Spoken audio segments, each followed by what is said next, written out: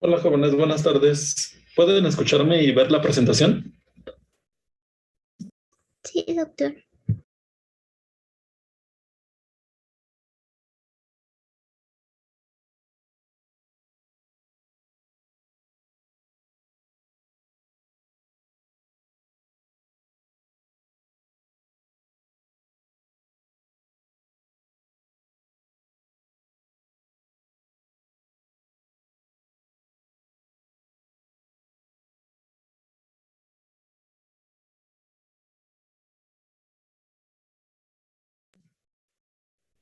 Vamos a comenzar con la clase, jóvenes.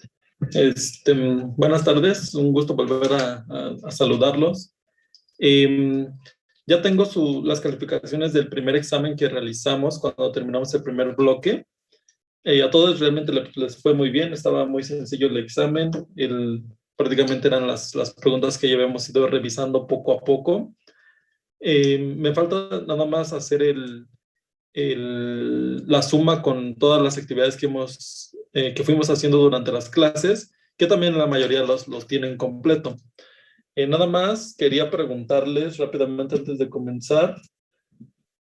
Hay dos personas que no sé si todavía estén en el grupo, y si es así, pues para que veamos qué pasó con su examen, porque no lo tengo registrado. La primera es Cortés Reyes Deida Melisa. No tengo reportado el examen, no sé si lo hizo, lo envió o se cambió de grupo o dio de baja la materia. Y la otra persona es Ramírez Holguín Fátima Guadalupe. Tampoco tengo registrado que haya realizado examen. Entonces, Aquí estoy, Ramírez Fátima, y sí hice el examen, sí lo mandé. sí, el examen entonces para revisar Sí, a lo qué fue lo que mejor pasó. está con el correo de bueno, lo escribo en el chat, espere. Ah, sí, a ver, porque aquí tengo, a ver, ahorita que lo pongas en el chat.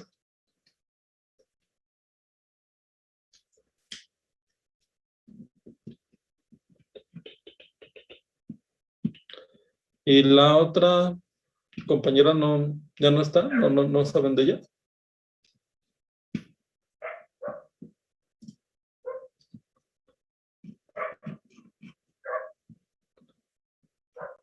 Creo que no.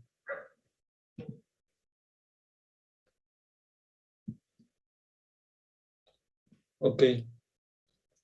Bueno, ahorita que me envíen su compañera del correo, vemos qué pasó ahí. Si es el correo que tenemos registrado, porque nada más tiene uno.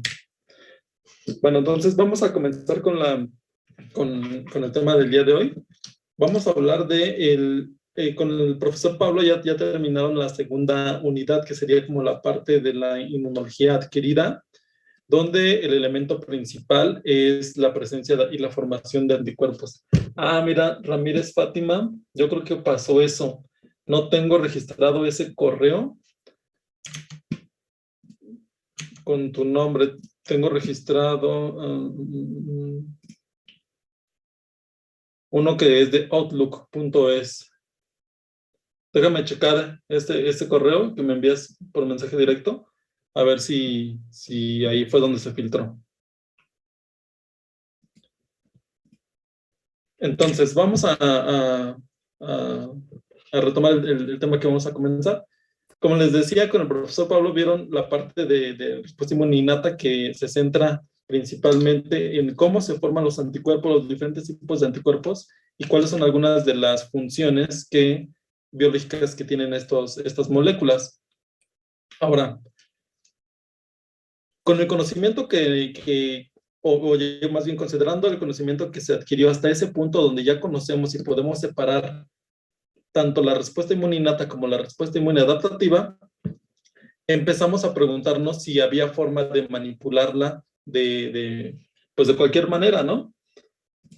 Esto ya sea haciéndolo como se hacía en el inicio de la historia, tratar de estimular la respuesta inmune para vernos favorecidos por esta respuesta y conseguir una protección, o hacerlo de forma artificial, por llamarlo de alguna manera más sencilla, donde también el objetivo principal es obtener un beneficio para nuestra salud. Estos mecanismos dieron como resultado la formación de algunas, de algunas metodologías que se empezaron a aplicar bajo diferentes esquemas que ahora conocemos como vacunación. Entonces, el día de hoy vamos a hablar sobre las vacunas y la inmunidad, cómo están entrelazadas estos dos conceptos y cuándo sí podemos hablar de inmunidad y cuándo no podemos hablar de inmunidad.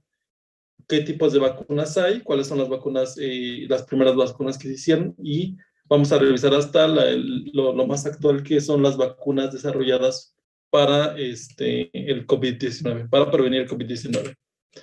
Entonces, vamos a... sí, gracias por recordarme sobre grabar la clase. Aquí está. Recording in progress. Listo. Entonces, primero vamos a empezar mencionando qué son las vacunas, ¿no? Las vacunas sabemos que son preparaciones biológicas que son muy importantes, no patogénicas, no nos pueden hacer daño las vacunas. Las vacunas solamente nos pueden proveer de algún beneficio, de hacernos algo bien a nuestro organismo, y no pueden hacernos daño porque simplemente son soluciones no patogénicas. El objetivo de estas preparaciones biológicas es prevenir, controlar o eliminar estados patológicos al inducir respuestas inmunológicas. Fíjense cómo esta definición tan sencilla engloba conceptos que podrían llegar a ser un poco complejos. Por ejemplo, una vacuna puede tener diferentes funciones dependiendo a quién y en qué momento se está aplicando, porque pueden prevenir una enfermedad, es decir, que son la mayoría del concepto de vacunación que todos tenemos, y que nos ponen una vacuna cuando somos bebés, les ponemos una vacuna a nuestras mascotas cuando son cachorritos, para prevenir enfermedades. Pueden controlar también las enfermedades. ¿Qué pasa cuando ya tengo el patógeno en mi organismo? ¿Qué pasa cuando estoy manipulando un animal con rabia y estoy en contacto con el virus y tengo riesgo de infectarme? O tuve una práctica de riesgo al hacer la manipulación de estas muestras. Entonces, probablemente yo tenga el virus en mi organismo, pero trato de controlar la enfermedad. O incluso podemos eliminar ya cuando la enfermedad ya está manifestándose. También hay vacunación para tratar de solucionar el problema ya cuando está muy avanzado. Ahora, hay que tener mucho cuidado con diferenciarla y no confundirla con las vacunas, o más bien, digo entre comillas vacunas, porque realmente no son una vacuna, las inyecciones que nos ponen cuando nos pica algún animal ponzoñoso, cuando nos muerde alguna serpiente, porque estos tratamientos nos están introduciendo en nuestro organismo un suero, donde principalmente hay anticuerpos, que van a tratar de bloquear el efecto de las toxinas que ya están en nuestro organismo. Es decir, como lo vamos a ver el día de hoy, no es una vacuna porque la vacuna va a propiciar la generación de mis propios anticuerpos. Y en este caso yo estoy administrando anticuerpos que ya se generaron previamente en otro animal o de manera sintética en el laboratorio, y simplemente estoy bloqueando la actividad de la toxina. No estoy induciendo una producción de anticuerpos por parte de mis células, sino que simplemente estoy administrando ya los anticuerpos, pero como la vía de administración es muy parecida a la vacunación, he ahí la confusión a veces de que se confunden con que son vacunas contra venenos, cuando realmente no son vacunas, son más bien antisueros. Entonces, la protección inducida por una vacuna puede ser total o parcial, es decir, puede con una sola inmunización, una sola vacuna, una sola inyección, protegerme completamente contra uno o varios grupos de patógenos, o puede ser parcial, que me proteja, como su nombre lo indica, parcialmente o no completamente contra un patógeno. Todo esto va a depender, como lo vamos a ver más adelante, del tipo de vacuna y del tipo de patógeno.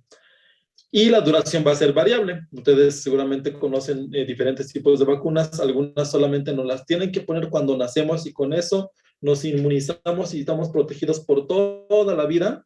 Y hay otras que requieren reforzamiento, incluso reforzamiento como por ejemplo la de la influenza, que cada año se nos recomienda que nos vacunemos y reinmunicemos nuestro organismo contra un nuevo virus que está en el ambiente. Entonces, La duración va a ser variable y nuevamente va a depender del tipo de vacuna, pero principalmente del tipo de patógeno que estemos nosotros tratando.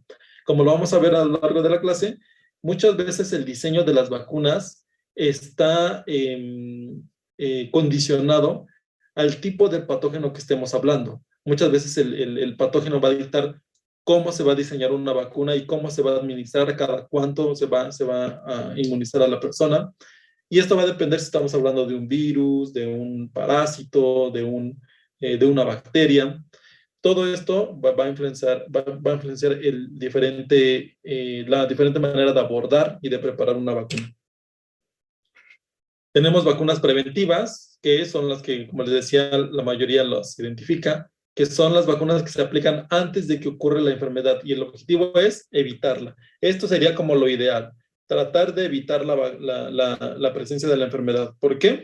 Porque así protegemos al individuo, porque así protegemos al animal que estemos vacunando, así protegemos a la población, también nos ahorramos mucho dinero. Ustedes saben que es muchísimo más económico desde el punto de vista de salud pública controlar las enfermedades mediante elementos que puedan evitar la presencia de esa enfermedad, a dar tratamientos que puedan remediar y muchas veces pues ni siquiera se logra regresar al estado original al paciente. Muchas veces pues simplemente es que es tratar de recuperar la mayor funcionalidad para que pueda reintegrarse a sus actividades este paciente. Pero lo ideal sería es administrar una vacuna que pueda evitar una enfermedad. Pero también tenemos vacunas terapéuticas, como les decía.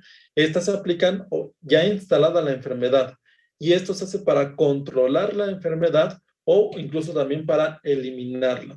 Todo va a depender volvemos a lo mismo, del tipo de patógeno que estamos hablando y también del momento en el cual nosotros administramos la vacuna. Cuando ya está el paciente con síntomas, pues, y mientras más avanzada esté la enfermedad, va a ser más complicado controlarla. Entonces, lo ideal sería lo que tenemos acá arriba, aplicarla antes para evitar la enfermedad. Pero pues a veces no se puede, ¿no? A veces pues simplemente no se tuvo acceso a la vacunación cuando se podía evitar y pues se tiene que utilizar las vacunas de forma terapéutica para controlar o eliminar la enfermedad que ya está instalada. Las vacunas preventivas son las que más se han desarrollado. Como les decía, básicamente es el tipo de vacuna que nosotros tenemos siempre en concepto en la mente, las vacunas preventivas. Y también desde el punto de vista económico es más fácil y más, es más redituable económicamente hablando tener una vacuna o desarrollar una vacuna para prevenir las enfermedades, porque nos sale más barato, ¿no? Se utilizan y se utilizan más las preventivas y han contribuido sustancialmente a cambiar la calidad y esperanza de la vida de los seres humanos. Lo vamos a ver un poquito más adelante, a detalle cómo ha impactado esto a lo largo de la historia de la humanidad. Casi todas las vacunas están disponibles y dirigidas para la prevención de enfermedades infecciosas. Esto es muy importante porque las enfermedades infecciosas, como lo vimos en la historia de la inmunología y prácticamente pues en la historia de la humanidad, las enfermedades infecciosas, es decir, aquellas enfermedades que se pueden transmitir de una persona a otra, independientemente del mecanismo de transmisión, puede ser por aerosoles, puede ser por contacto con la persona, puede ser por contacto sexual también. Estas enfermedades infecciosas son las que más daño han hecho a lo largo de la historia a las personas. Entonces, pues obviamente el desarrollo de las vacunas se ha enfocado principalmente en la prevención de estas enfermedades. Entonces, hay muchas vacunas que ya logran prevenir estas enfermedades infecciosas y muchas enfermedades infecciosas que aún no tienen vacuna, están investigaciones en camino para pues tratar de encontrar una cura, ¿no? No todas tienen un buen desenlace, muchas están atrasadas porque simplemente no son de importancia. Vamos a verlo también en esta clase, que muchos de estos, muchas veces el tema de vacunación, hay que verlo desde dos puntos de vista. El que nosotros tenemos como personas de ciencia y de la academia en mente que es el crear una vacuna para mejorar el bienestar de la población y desde el punto de vista económico y de gobierno, en el cual, pues bueno, los intereses son a veces diferentes y lo que se busca finalmente, pues los farmacéuticas, los laboratorios que desarrollan estas vacunas, ellos viven de pues, un negocio y ese negocio es vender vacunas, ¿no? Entonces desarrollan muchas veces vacunas de enfermedades infecciosas, pero de países donde se puedan pagar. Porque, por ejemplo, hay muchas enfermedades infecciosas en países pobres, incluidos México, entre ellos, que son enfermedades que están presentes solamente en ese tipo de territorios, pero pues no son de interés para las farmacéuticas crear vacunas para ellos porque pues simplemente pues no hay un mercado en el cual pues pueda ay, perdón, no había visto el chat que había una persona en la sala de espera. Yeah. Entonces ahí hay intereses ahí que pues no sería redituable hacer vacunas contra enfermedades infecciosas de países pobres.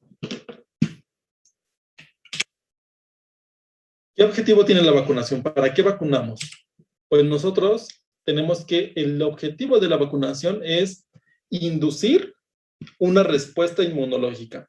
Ustedes ahora a estas alturas del curso ya saben que una respuesta inmunológica que estamos esperando obtener aquí es justamente la formación de anticuerpos. Que estos anticuerpos resulten protectores, es decir, que me protejan contra el patógeno, ya sea bacteria, virus, parásito, y sea similar en magnitud y duración a la que se genera durante una infección natural. O sea, el panorama ideal sería que nosotros obtuviéramos la misma respuesta inmunológica con la misma intensidad y a la misma velocidad que como lo hacemos cuando nos infectamos de manera natural. Obviamente el riesgo de inmunizarnos con una infección natural es que pues a lo mejor corremos el riesgo de que esa batalla inmunológica la gane el patógeno y entonces pues nosotros padezcamos la enfermedad o incluso si es una enfermedad grave podamos perder la vida, ¿no? Seguramente ustedes habrán escuchado hablar de las fiestas, por ejemplo, cuando son niños en algunos países, incluso en México también a veces lo hacen, cuando un niño le da varicela, cuando un niño le da sarampión, hacen una fiesta de inmunización donde invitan a sus compañeros de la escuela para que también infectados con este virus de la varicela o del sarampión para inmunizar de manera natural. Estas prácticas no son recomendadas, o sea, son unas prácticas que se llevaban a cabo antes de una forma más frecuente. No son recomendadas tanto porque una infección natural, como les decía, corremos el riesgo no sabemos si el niño tiene una inmunodeficiencia, no sabemos qué tipo de virus es el que está rondando y que va a infectar a los niños. Entonces, es una forma muy antigua de hacerlo, prácticamente está mimetizando lo que hacían las personas en la antigüedad. ¿Se acuerdan cuando hablábamos de la historia de la inmunología, los chinos y los turcos, cómo manipulaban el virus de esta forma para tratar de mimetizar una infección natural? Pero pues todo era empírico, ¿no? Entonces, esto trata de más o menos hacer el símil, pero pues no se recomienda porque, como les digo, no sabemos si se puede salir de control. Además, estamos propiciando un brote de una enfermedad, pues lo cual puede también salirse de control. Entonces, lo ideal es inducir una respuesta inmunológica mediante la vacunación. Y lo ideal sería pues que fuera igual de intensa que una infección natural. Ahora, nosotros tenemos que para poder llamar algo vacunación, debe de cumplir con los siguientes criterios.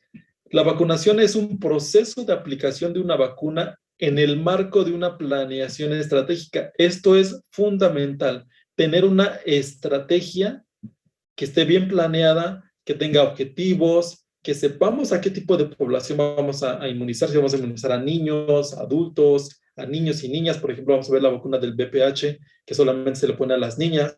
Vamos a discutir también un poco de por qué se les pone solamente a las niñas cuando realmente niñas y niños pueden ser infectados por el virus del papiloma humano. ¿A qué grupos etarios vamos a vacunar? y qué área geográfica. No es lo mismo vacunar y hablar de vacunación en un ambiente de ciudad, como vivimos en la Ciudad de México, a hablar de un proceso de vacunación en las sierras de Chiapas, en las sierras de Guerrero. O sea, la planeación es completamente diferente porque las vacunas, vamos a ver que como es un producto biológico, requiere de ciertas condiciones y eso lo vimos más que claro con la vacuna del COVID, que al principio la vacunación, las primeras vacunas que fueron aprobadas requerían de una ultracongelación a menos 70 grados. La gran mayoría de las vacunas que conocemos no requieren esa ultracongelación, pero sí requieren de una cadena fría. Ustedes han visto a las campañas de vacunación cómo van las enfermeras pues en los diferentes tipos de transporte con sus hieleras para mantener la cadena fría y poder inmunizar. Como les digo, no es lo mismo que la enfermera salga de una delegación con su hielera y llegue a otra delegación para aplicar las vacunas, que tardará unos 20, 30 minutos, una hora máximo, a que tenga que ir a un pueblito que está en la sierra de Chiapas, donde no hay un camino bien estructurado y tiene que caminar a lo mejor 2, 3 horas, y con la hielera, entonces ahí puede fácilmente perder la cadena fría. Y vamos a ver que cuando perdemos la cadena fría, se pierde la efectividad de la vacuna y entonces pues no estamos obteniendo el resultado que queremos, que es la inmunización. Estamos vacunando porque estamos inyectando al paciente, estamos inyectando al niño, pero esa vacuna ya está inactivada, ya no funciona, ya no sirve, entonces pues prácticamente lo estamos inyectando una solución que ya perdió sus propiedades y que por ende no va a inmunizar. Y eso es peligrosísimo porque el niño y la mamá saben que llevaron se fue a vacunar y entonces ellos piensan que está protegido, pero pues realmente pues biológicamente no va a estar protegido. Entonces, todo eso, o sea, todo eso es una planeación estratégica. O sea, no podemos así como que a todos vacunar, porque vamos a ver más adelante que es imposible vacunar a toda la población. Es más, no sería viable y es prácticamente, va a haber muchas personas, si queremos vacunar a toda la población al 100%, que no va a funcionar la vacuna en ellos. Y también, como todo en la inmunología, como seguramente ya lo empezaron a ver con el profesor Pablo, y vamos a ver más en este bloque, hay una parte de la inmunología que, y de las vacunas también pasa, que es contraproducente. Es decir, cuando aplicamos la vacuna a una persona puede tener una reacción no esperada, que no es habitual, no es frecuente, pero hay un muy bajo porcentaje de población a nivel mundial que reacciona mal a la vacunación, pero porque tiene un problema genético de fondo que vamos a ver también al final de la clase, pero también vamos a sopesar, poner sobre la balanza, ¿no? ¿Cuál es el riesgo que tenemos si no vacunamos? ¿Cuál es el riesgo si vacunamos a estas personas? Y pues son decisiones que se tienen que tomar, ¿no? Todo eso es una estrategia. Y por eso las personas que planean la estrategia de vacunación, pues deben tener conocimientos de epidemiológicos, conocimientos de población, conocimientos de estadística, obviamente conocimientos inmunológicos, conocimientos de bioquímica, de biofármacos. Todo esto lo debe de conocer la persona o el grupo de expertos que van a realizar una planeación estratégica. Esto es muy importante y déjenme decirles que así como nosotros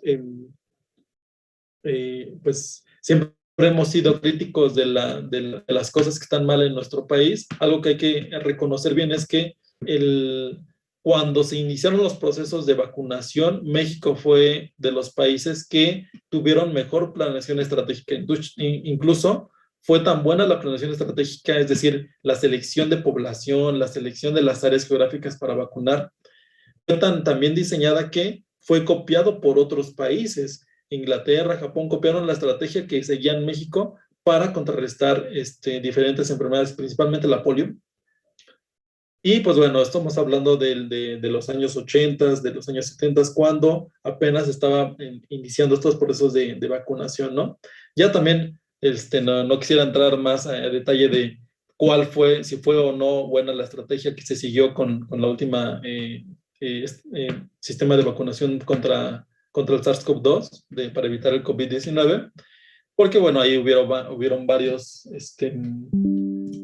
anomalías que obedecían más a carácter político que realmente al buscar inmunizar a la población.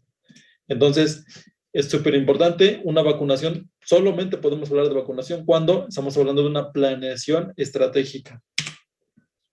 Ahora, vacunación e inmunización son cosas diferentes. Nosotros buscamos inmunizar a una persona cuando la vacunamos, pero como les ponía en el ejemplo de esta persona que es vacunada en una sierra lejana en Chiapas, donde la están vacunando, pero como perdió la cadena fría de esa vacuna, no está quedando inmunizada. Entonces, el objetivo de la vacunación es inmunizar. ¿Y qué es inmunizar? Inmunización es la inducción de una respuesta protectora en los sujetos que han recibido una vacuna.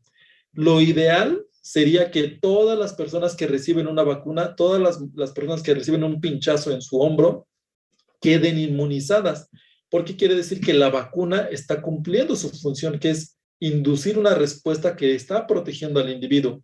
Pero no todas las personas que son vacunadas quedan inmunizadas. ¿Por qué? Pues porque la vacuna a lo mejor perdió la cadena fría y ya no sirve. La vacuna a lo mejor no tiene una buena efectividad. A lo mejor tiene una efectividad del 50, del 60%, y el resto el resto de las personas no está siendo inmunizada. Tal vez la persona tiene alguna deficiencia inmunológica y no puede producir anticuerpos. Entonces, hay varios factores que intervienen aquí. Entonces, la inmunización es algo que buscamos cuando vacunamos, pero no son sinónimos, es decir, porque a veces también las personas hablan de inmunización y vacunación como si fueran sinónimos, no es lo mismo. Ustedes saben que inmunización es el efecto biológico que está teniendo la vacuna y la vacunación es una estrategia que se sigue para justamente inmunizar al mayor número de personas que entran dentro de esta planeación estratégica. ¿Ok? Entonces, ¿cuál es el objetivo de la vacunación? Consideramos aplicar una vacuna a lo que les decía, no necesariamente va a inducir una respuesta protectora. No todas las personas que reciben este pinchazo en el hombro van a quedar protegidas. Si esta vacuna no está bien diseñada, si esta vacuna ya no se conserva en las condiciones adecuadas, no va a proteger a este niño. Si este niño tiene una inmunodeficiencia genética que le impiden que sus células plasmáticas produzcan anticuerpos, pues tampoco va a quedar protegido, ¿no? Entonces, esa es la definición. ¿Cómo ha sido el desarrollo de las vacunas a lo largo de la historia? Pues bueno, tenemos que remontarnos a Edward Jenner. Jenner, ¿se acuerdan de él?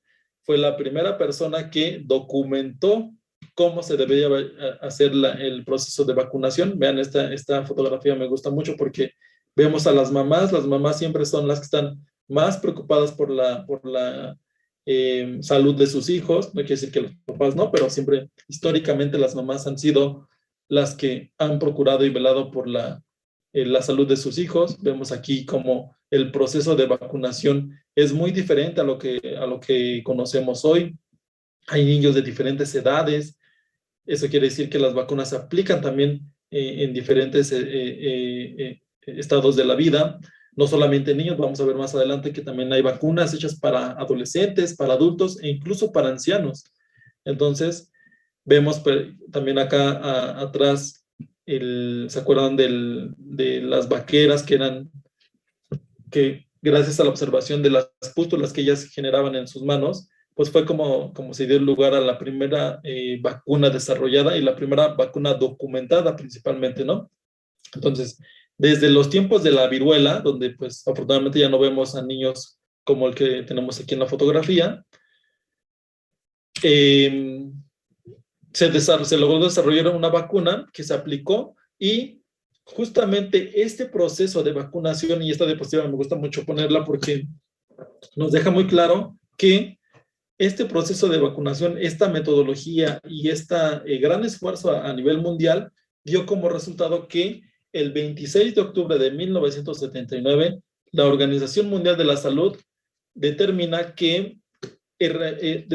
erradicada la viruela del mundo.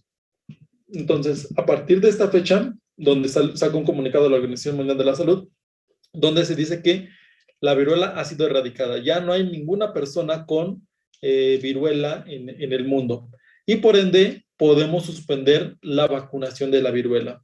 La vacuna de la viruela era una vacuna que dejaba una cicatriz un poco fea en el brazo, que seguramente ustedes ya no tienen, pero si ustedes tienen la fortuna de tener a sus papás o sus abuelos principalmente, pregúntenle si tienen todavía la cicatriz de la vacuna de la viruela, para que pues, vean una cicatriz que es como crecimiento de piel sobre piel, donde pues bueno, prácticamente a nosotros ya no nos tocó la vacunación la aplicación de la vacuna contra la viruela. En México se dejó de aplicar, o sea, aunque fue en el 79 cuando ya se erradicó, todavía siguió unos cuantos años más la campaña de vacunación.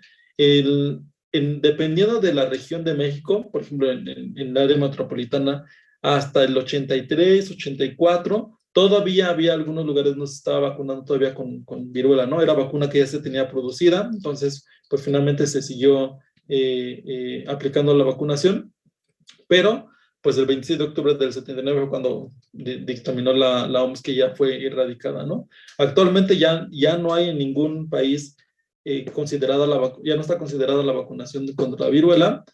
De hecho, está erradicada el virus. Solamente tenemos 2 lugares en el mundo donde tenemos el virus, se tiene el virus en aislamiento. Uno es en el CDC en Atlanta, en Estados Unidos. Se tiene ese centro de monitoreo epidemiológico. Cuenta con una cepa de viruela activa. Y la otra está justamente en un laboratorio en Rusia. Al menos en Estados Unidos sabemos que está en el CDC en Atlanta. En Rusia no se sabe exactamente qué laboratorio es el que la está conservando y que se tiene todavía, ¿no?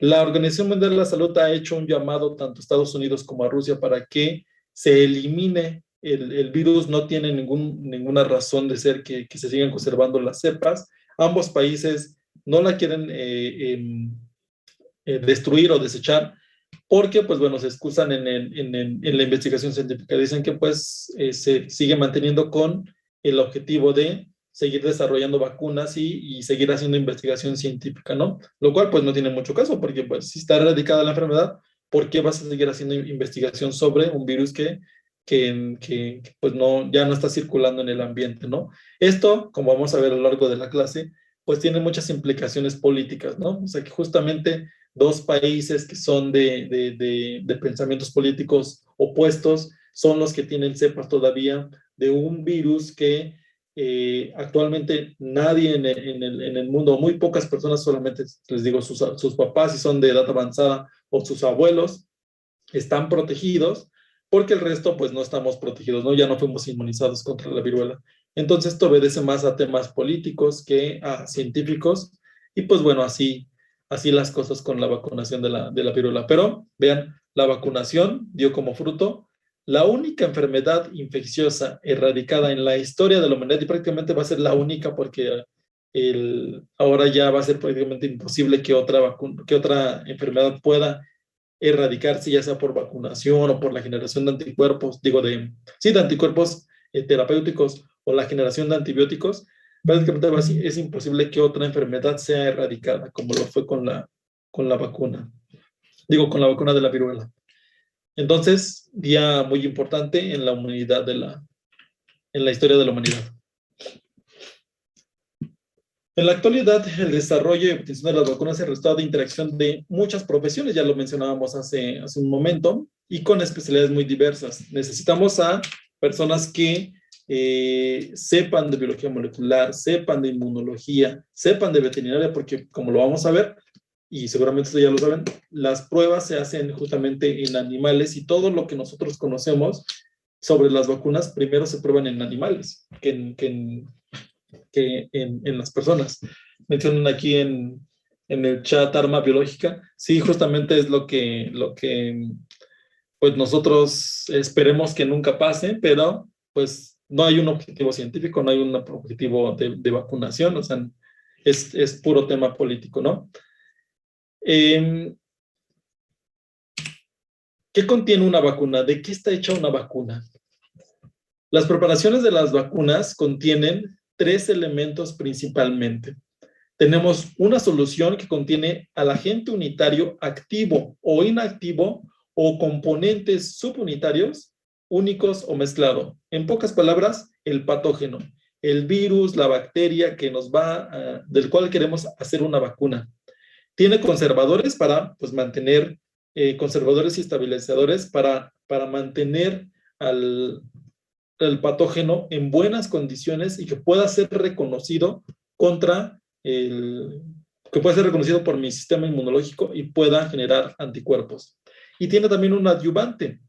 Este adyuvante es un elemento constitutivo o adicionado, es decir, que forma parte del mismo patógeno o nosotros se lo ponemos, que contribuye a aumentar la respuesta.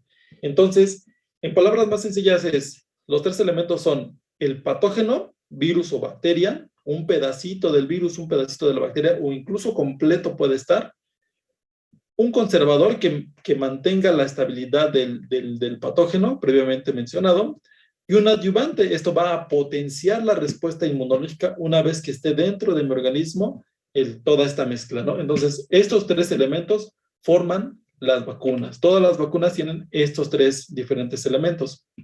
Que de hecho, por ejemplo, cuando nos ponemos una vacuna y nosotros tenemos sintomatología parecida a lo que pudiera ser la enfermedad, por ejemplo, cuando nos ponen la vacuna del COVID, algunas personas tuvieron fiebre, tuvieron a lo mejor escurrimiento nasal, como si les hubiera dado COVID, o incluso cuando nos ponen la influenza, o pues de hecho cualquiera, por ejemplo, si los vacunan contra el tétanos, van a sentir el dolor en el área y a lo mejor no van a poder mover la pierna porque esa se pone en el glúteo.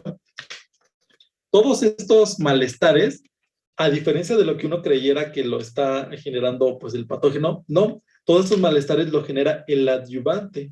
Es decir, el adyuvante, que es el elemento, a veces es como menciona aquí, es constitutivo, es parte del mismo patógeno, genera esos malestares, pero a veces lo adicionamos porque el patógeno pues ha evolucionado a tal grado que no va a despertar la respuesta biológica, entonces nosotros tenemos que ponerle un adyuvante químico para que refuerce la respuesta inmunológica y entonces la despierte de una forma más activa.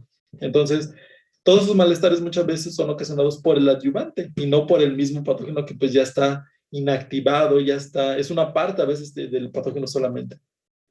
Y por los conservadores, como su nombre lo indica, simplemente es conservar la estructura. Es que cuando hablamos de vacuna tenemos que hablar a nivel molecular.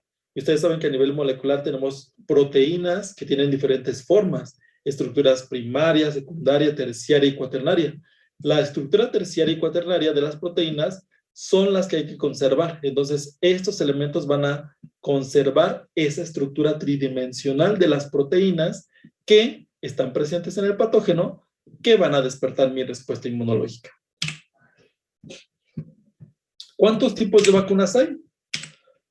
Nosotros tenemos con el agente, cuando hablo de agente, es el virus o la bacteria o el elemento que queremos formar, del cual queremos formar una vacuna. Es el patógeno completo atenuado, es decir, está completito el virus o la bacteria y simplemente le dimos un tratamiento para debilitarlo. Está el agente completo inactivado, mediante procesos químicos lo inactivamos. Está alguna partecita, está la membrana, el flagelo, el núcleo, alguna parte de este patógeno. O puede ser una toxina también inactivada. Cuando hablamos del agente completo atenuado, estamos considerando 2 elementos. El heterólogo, es decir, el que está compuesto por varios elementos, y el homólogo cuando hablamos de un solo tipo de patógeno. Heterólogo tenemos como ejemplo la viruela y la vacuna contra el BCG. El homólogo, hablamos de la poliomielitis, que en este caso es la vacuna del tipo CIV. Sarampión, rubiola, de la paperas, rotavirus, la varicela, fiebre amarilla. El agente completo tenemos como ejemplo la tosferina, la poliomielitis, pero ahora a diferencia de acá, es la tipo Salk, la vacuna de la rabia, la vacuna de la influenza, la de hepatitis, cólera, antrax, peste,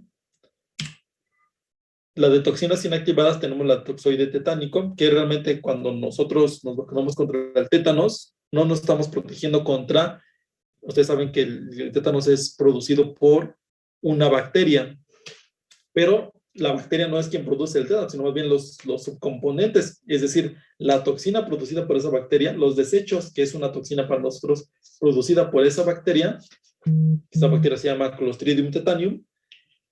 Esa toxina es la que nos genera la enfermedad, la sintomatología. Entonces, se generó una vacuna contra ese toxoide. También contra la difteria y componentes del agente, es decir, una partecita del virus, es el caso del virus de la hepatitis B, la influenza también, el papiloma, que es la del VPH, la tosferina, el meningococo, neumococo, y diferentes tipos de meningococos, neumococos y hemófilos influenza B. Es decir, una vacuna conjugada, cuando tenemos diferentes tipos de patógenos. Entonces, estos son los diferentes tipos de vacunas que tenemos, y aquí alguien seguramente podría decir, bueno, ¿y la de COVID aquí dónde entraría, no?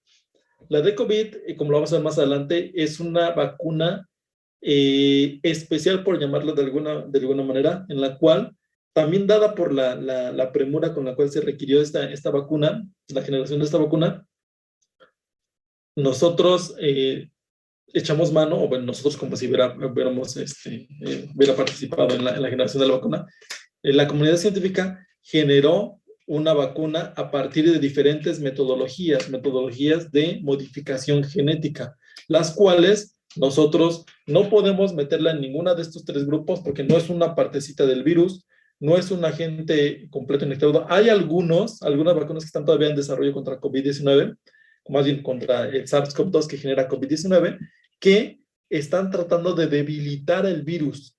Entonces, pues las que tenemos ahorita autorizadas y que se han estado aplicando son modificaciones genéticas que no entrarían aquí. Tendríamos que abrir un nuevo corchete donde englobaríamos vacunas con modificaciones genéticas. Y actualmente las únicas dos vacunas que están en desarrollo, o más bien que ya están en aplicación, sería justamente la vacuna para prevenir el COVID-19 y la vacuna contra el VIH. Son vacunas que son modificaciones, se ha modificado el virus, pero pues no podría entrar en ninguno de estos cuadros. Mencionan aquí, ¿podría repetir lo de heterólogo y homólogo? Sí. Lo de heterólogo y homólogo significa que estamos hablando primero de las vacunas que tienen al patógeno completo y el patógeno está debilitado. Hicimos alguna modificación con el medio de cultivo, con los nutrientes que le ponemos al medio para debilitar poco a poco al virus o a la bacteria. Entonces, cuando hablamos de este virus o de esta bacteria debilitada o atenuada, podemos hablarla o dividirla en heterólogo y homólogo. Heterólogo significa, o más bien hacemos referencia a heterólogo, cuando nosotros tenemos diferentes tipos del mismo virus. Nosotros sabemos que hay diferentes tipos de virus, o más bien de cepas, que entran que ocasionan la misma enfermedad, que es la viruela. Entonces, mezclamos ahí todos los tipos de virus o los serotipos que dan viruela para tener una combinación de ellas. Lo mismo con el BCG. Tenemos diferentes combinaciones. Cuando hablamos de homólogo es cuando un solo tipo de virus generamos esta vacuna. Entonces, heterólogos son varios tipos mezclados, pero que previenen la misma enfermedad, en este caso viruela o la tuberculosis con la BCG.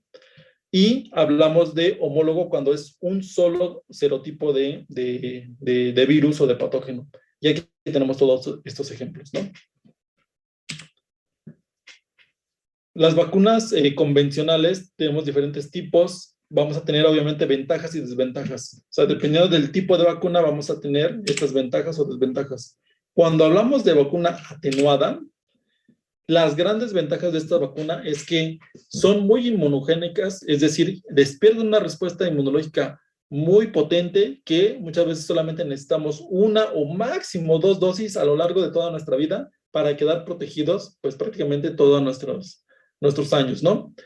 Es automultiplicable, es decir, que nosotros con una inmunización podemos generar una respuesta que se va a estar multiplicando a lo largo del tiempo y que nos va a proteger por muchos, muchos años, incluso pues toda la vida, ¿no? Con una sola dosis, cuando somos bebés, nos vacunamos contra el sarampión y nos va a proteger toda la vida.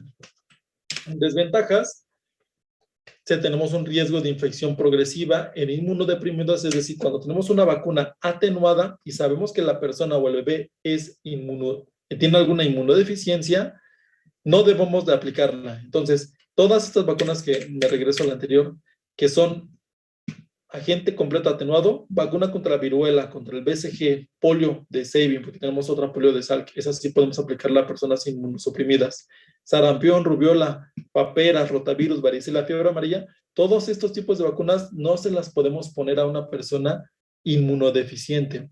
Y eso nos habla de un gran problema, de un gran reto de salud, porque imagínense, si a una persona que es inmunodeficiente, que de por sí, cuando se enfrenta a un patógeno, no va a poderse defender, y además no le podemos proteger contra estos virus, o sea, corre un riesgo muy, muy grande. Entonces son personas que tenemos que estarlas súper vigilando para que en cuanto tengamos algún indicio de que se ha sido infectado, pues prácticamente llevarlo al hospital y tenerlo en observación muy, muy estrecha, porque todas estas son enfermedades que pueden ser mortales. Esa es una gran desventaja de este tipo de vacuna. Y es lábil, es decir, que requiere la cadena fría, y lo que comentaba hace rato, del caso de cuando son regiones muy alejadas, que es muy complicado llegar al lugar de la vacunación. Entonces, pues nosotros tenemos que conservar la cadena fría y esto es muy caro, ¿no? Tenemos de tipo de vacuna inactivada, que la ventaja es que no es infectiva, es decir, podemos aplicarlo a las personas que tengan alguna inmunodeficiencia. Pero las desventajas es que pues tiene una menor inmunogenicidad, despierta un poco la respuesta inmunológica, entonces vamos a requerir 2, 3 o incluso una dosis cada año para reforzarnos, y es lo que mencionamos aquí, requiere varios refuerzos a lo largo del año, ¿no? Digo, a lo largo de nuestra vida. El tipo de vacuna completa, es decir, que tenemos al patógeno completo, la bacteria completita o el virus completito. La ventaja es que tenemos un mosaico antigénico amplio. ¿Qué quiere decir esto? Que nosotros le damos muchas opciones de reconocimiento a nuestra respuesta inmunológica para que genere los anticuerpos que mejor nos puedan proteger. Como desventaja tenemos que incluimos o inducimos una respuesta a antígenos que realmente no son relevantes para la protección, es decir, vamos a tener la formación y la generación de anticuerpos que pues no van a ser importantes y que simplemente vamos a estar gastando energía, o las células van a estar gastando energía y recursos para generar anticuerpos que pues no van a reconocer prácticamente el patógeno, ¿no? Los tipos de vacuna que solamente tienen una fracción del virus, una fracción del patógeno, la ventaja es que emplea antígenos que son relevantes inmunológicamente, es decir, estamos haciendo la chamba. ¿Se acuerdan cuando vimos el procesamiento y presentación de antígeno? Que veíamos cómo se selecciona el pedacito más débil del patógeno para presentarlo y que se generen anticuerpos. Pues toda esa chamba que hacía la célula fagocítica profesional, en este caso, bueno, en el caso que vimos era el macrófago, nosotros lo estamos haciendo en el laboratorio. Estamos seleccionando los elementos clave del patógeno para enseñárselos a mi respuesta inmune y que todos los anticuerpos que se están generando a partir de eso que les estoy mostrando, pues son justamente contra la región más débil o el punto débil de ese patógeno. Esto obviamente, como requiere una investigación ardua, obviamente incrementa mucho el costo de la producción de esta vacuna y también requiere varios refuerzos a lo largo de nuestra vida. Entonces, tenemos nosotros muchos tipos de vacunas, pero pues nosotros tenemos ventajas y desventajas. Entonces tenemos que seleccionar cuál es el tipo de vacuna ideal para el individuo que vamos a vacunar. Menciona aquí Alejandro, las vacunas del vector viral, ¿en qué clasificación entrarían? A ver, espérame, dejé acepto a esta persona. Un vector viral.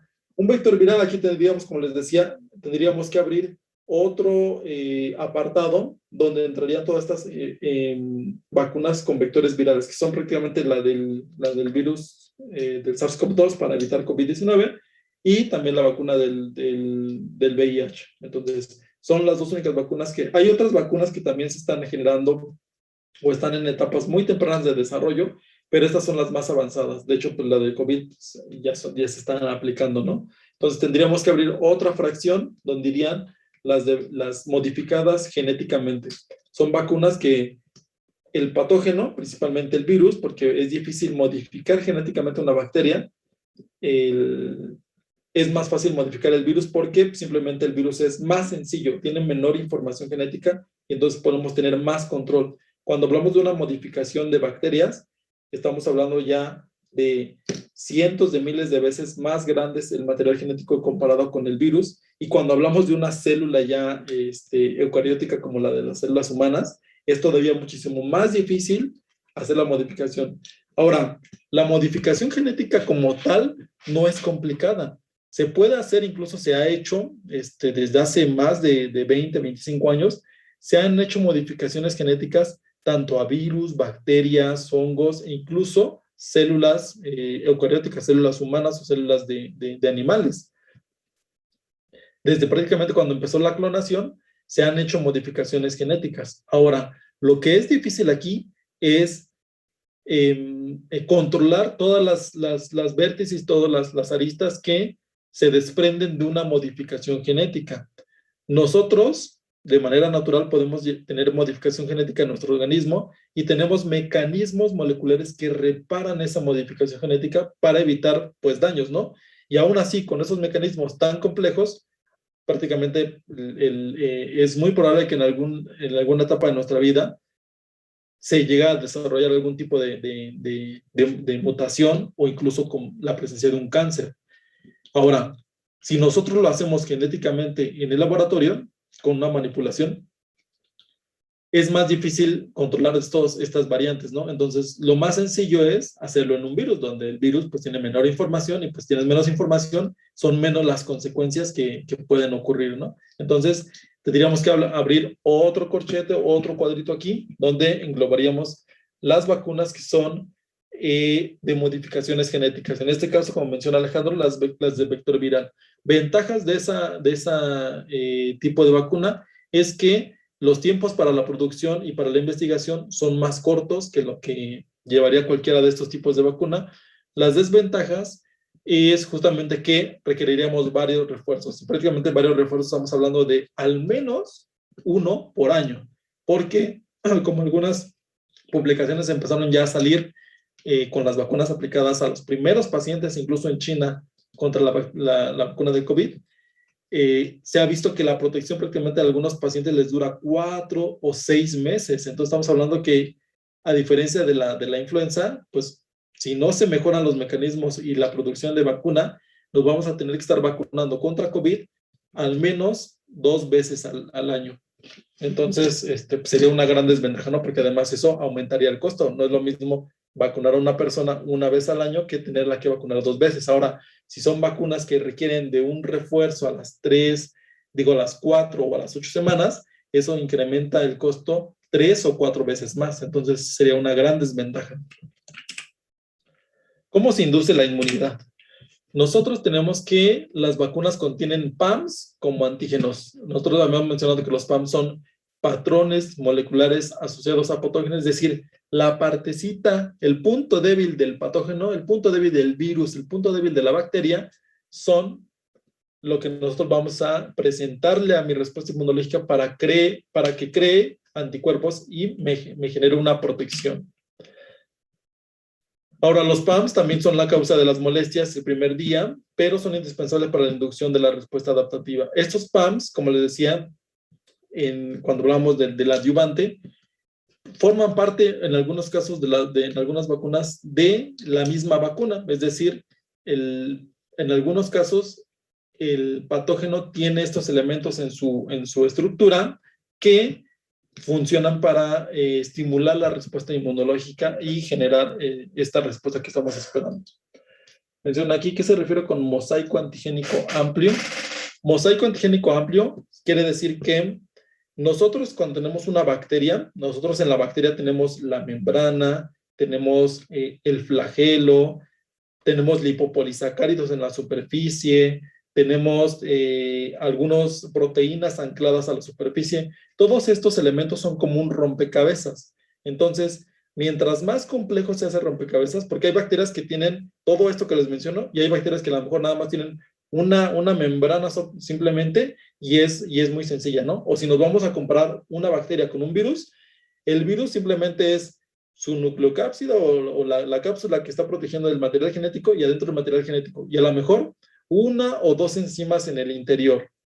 Pero ya, es todo lo que tiene, ¿no? Entonces, ¿qué es más complejo? ¿Un virus que tiene 2, 3 elementos o una bacteria que tiene 10 o 15 elementos? Obviamente la bacteria es más compleja.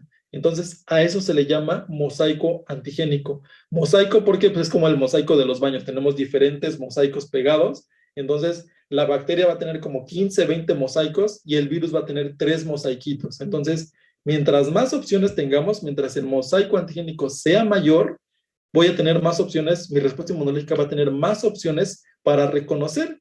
En el virus, mi respuesta inmunológica tiene 2, 3 mosaicos o 2, 3 elementos que es la cápside, el núcleo y una enzima que tiene en su interior para poder generar anticuerpos contra cualquiera de esas 3 cosas.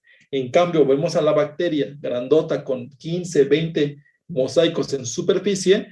Esos mosaicos, como les decía, va a ser la pared celular, el flagelo, una enzima que está en su interior.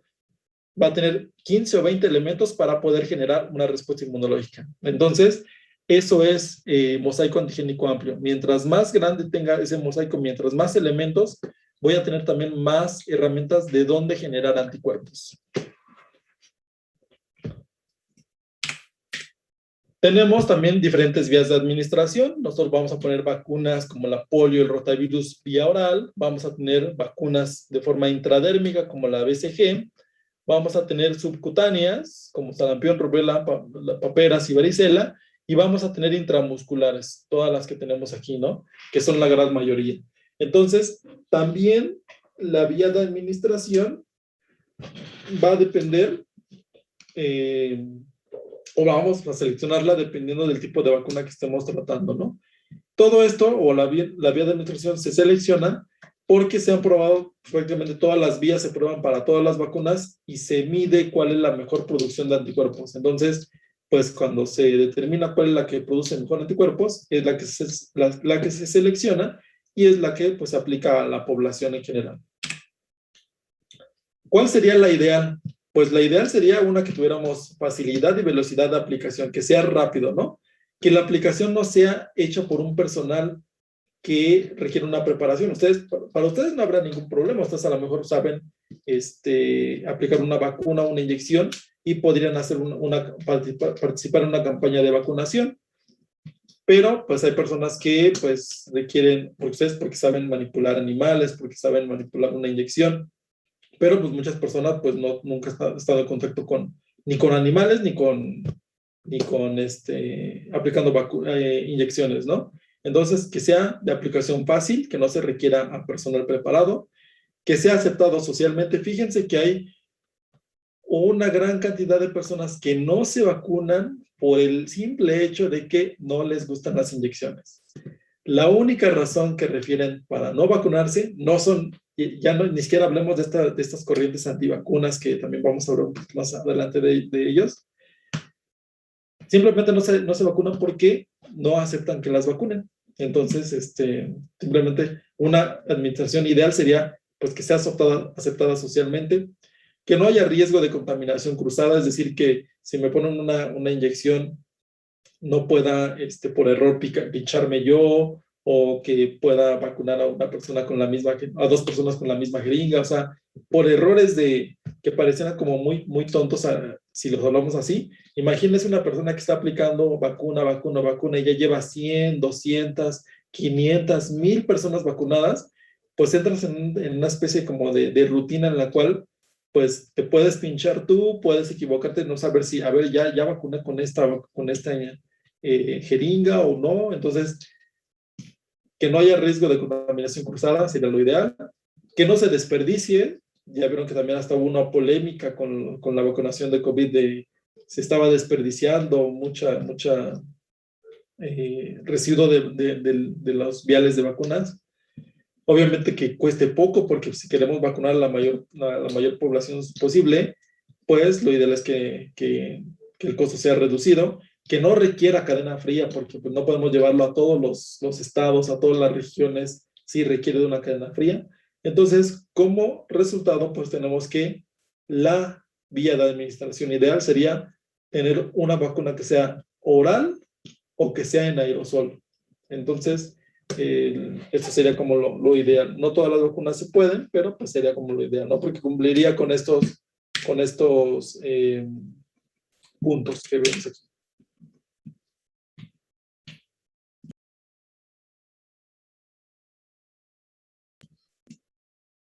El efecto profiláctico de las vacunas depende de la inducción y presencia de anticuerpos neutralizantes. Es decir, el objetivo de la vacunación, como lo mencionamos, es la formación de anticuerpos, pero anticuerpos que neutralicen al virus o la bacteria.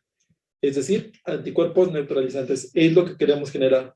Si me inoculan con una vacuna y yo genero anticuerpos de todos los tipos, pero ninguno puede reconocer el virus o la bacteria, pues no tendría anticuerpos neutralizantes y entonces no tendría, me vacunaron, participé en un proceso con una planeación estratégica, la vacuna estaba todavía viable, mi respuesta inmunológica generó anticuerpos, pero ¿qué creen? Esos anticuerpos no reconocen al virus o a la bacteria, entonces no son anticuerpos neutralizantes. Entonces, el efecto de protección, el efecto profiláctico, está dado por la producción o la generación de anticuerpos neutralizantes. Esto es lo ideal, esto es lo que buscamos cuando nosotros vacunamos a una persona, que genere anticuerpos neutralizantes.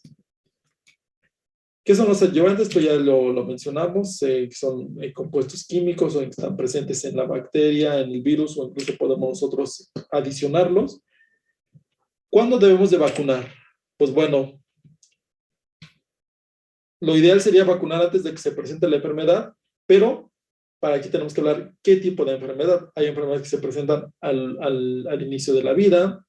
Hay enfermedades que por nuestro cambio de hábitos, por ejemplo,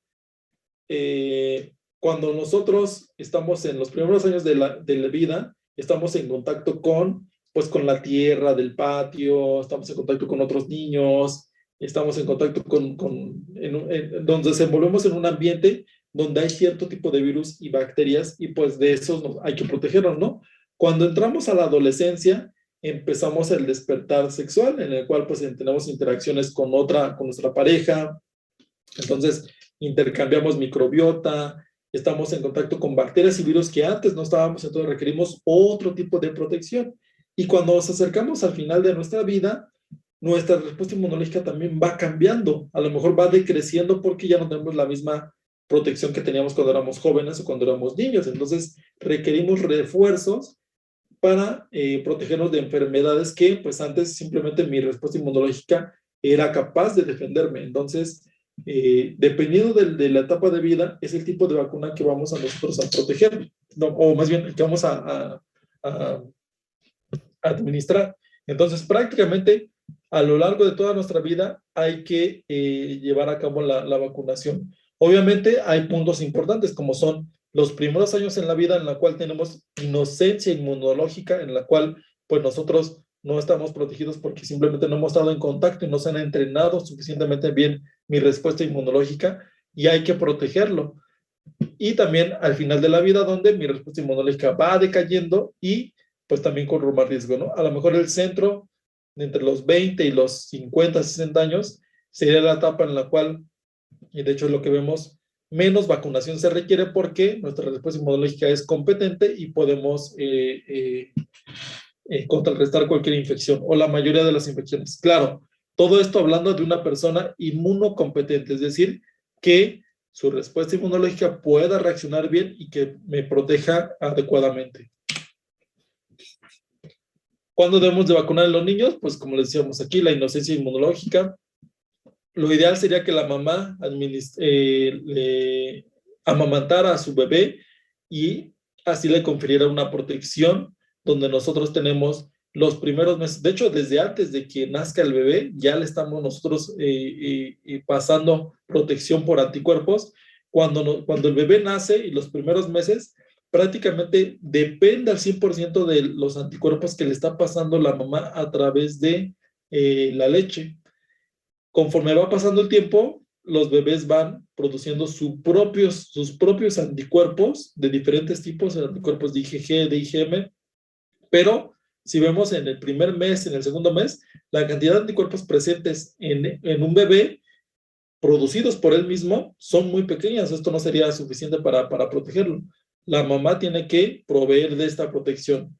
Ahora, si nosotros potenciamos esto con la inmunización, con la vacunación los primeros meses, pues vamos a generar la protección completa del individuo. Pero imagínense, cuando nace el bebé le ponen las primeras vacunas, o en los primeros 2, 3 meses, al máximo 6 meses le ponen las primeras vacunas, pero tiene que pasar un tiempo para que se generen los propios anticuerpos del bebé. Pero mientras, la IgG materna es la que va a proteger al bebé en los primeros meses de vida.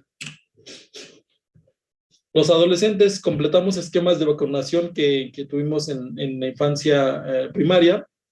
Reforzamos vacunas que nos faltaban o incluso si no se habían puesto, las ponemos por primera vez. Enfrentamos nuevos agentes, es decir, al tener intercambio o encuentros sexuales, entramos en contacto con virus o bacterias que antes no habían estado. Es decir, protegemos con enfermedades propias de la edad. Y la vacuna contra VPH, aquí lo pongo entre paréntesis, solamente se aplica en mujeres, como les decía, y lo mencionaban también en el chat algunos hombres, también se lo pueden poner. De hecho, lo ideal sería vacunar tanto a niños como a niñas. ¿Por qué? Porque el virus del papiloma humano no es un virus que solamente tenga predilección por los órganos sexuales femeninos, es decir, también se puede presentar en el pene o en el área genital de los hombres, pero ¿por qué razón la estrategia va enfocada solamente al menos en el sector público? Porque si tú vas con el privado como hombre o como padre de familia y quieres vacunar a tu hijo contra el VPH, lo pueden vacunar y no hay ningún problema, de hecho sería lo ideal. Pero cuando hablamos de una estrategia a nivel nacional donde consideramos factores como la vacuna con anti-VPH tiene un costo y podemos cubrir la vacunación o podemos pagar la vacuna a nivel de gobierno contra el VPH, tanto en niños como en niñas, no alcanza el dinero. Entonces hay que seleccionar a la población más vulnerable. ¿Qué pasa si a una niña se infecta con VPH y es un serotipo que puede llegar a generar incluso un cáncer cervicouterino? Entonces, hay que protegerla a la niña de ese tipo de enfermedad que puede ser muy grave, ¿no? En cambio, a un niño, pues es muy raro el niño que desarrolla una enfermedad por la infección por el virus del papiloma humano.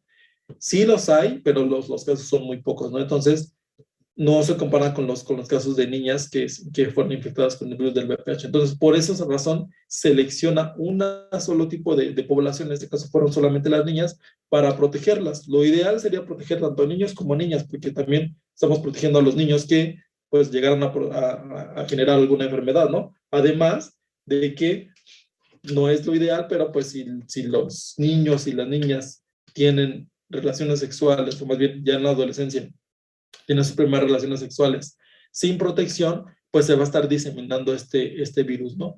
Entonces, se ha enfocado la vacunación solamente en niñas en México, primero porque el costo no se puede vacunar a niños y a niñas, solamente pues, vamos a seleccionar a la población más vulnerable, y vulnerable en el sentido de que desarrollan la enfermedad más grave, que en el caso de las niñas sería un cáncer cervicouterino, ¿no? Entonces, por esa razón, pues solamente se vacuna o se toma la decisión de vacunar a las niñas.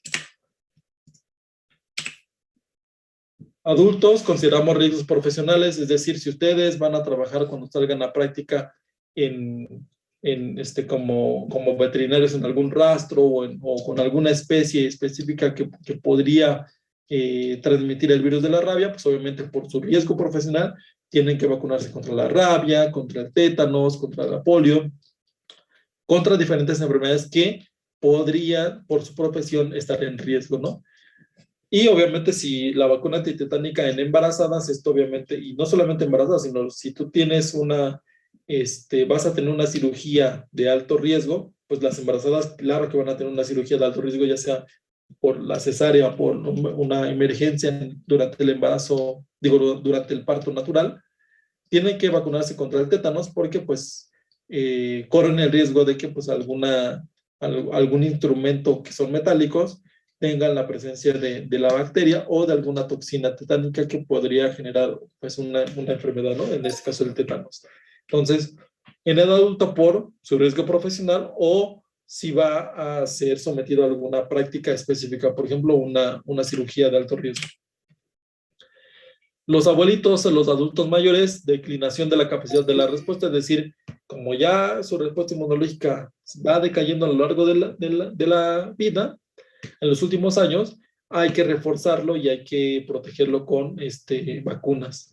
Reestimulamos su respuesta inmunológica y, pues obviamente, pues, como se va declinando su capacidad inmunológica, pues tiene mayor dificultad para inducir la respuesta a vacunas nuevas, ¿no? Entonces, lo ideal sería que a una persona de adulta mayor se le esté reinmunizando con vacunas que previamente ya había adquirido en su etapa adulta o incluso en su etapa de la niñez.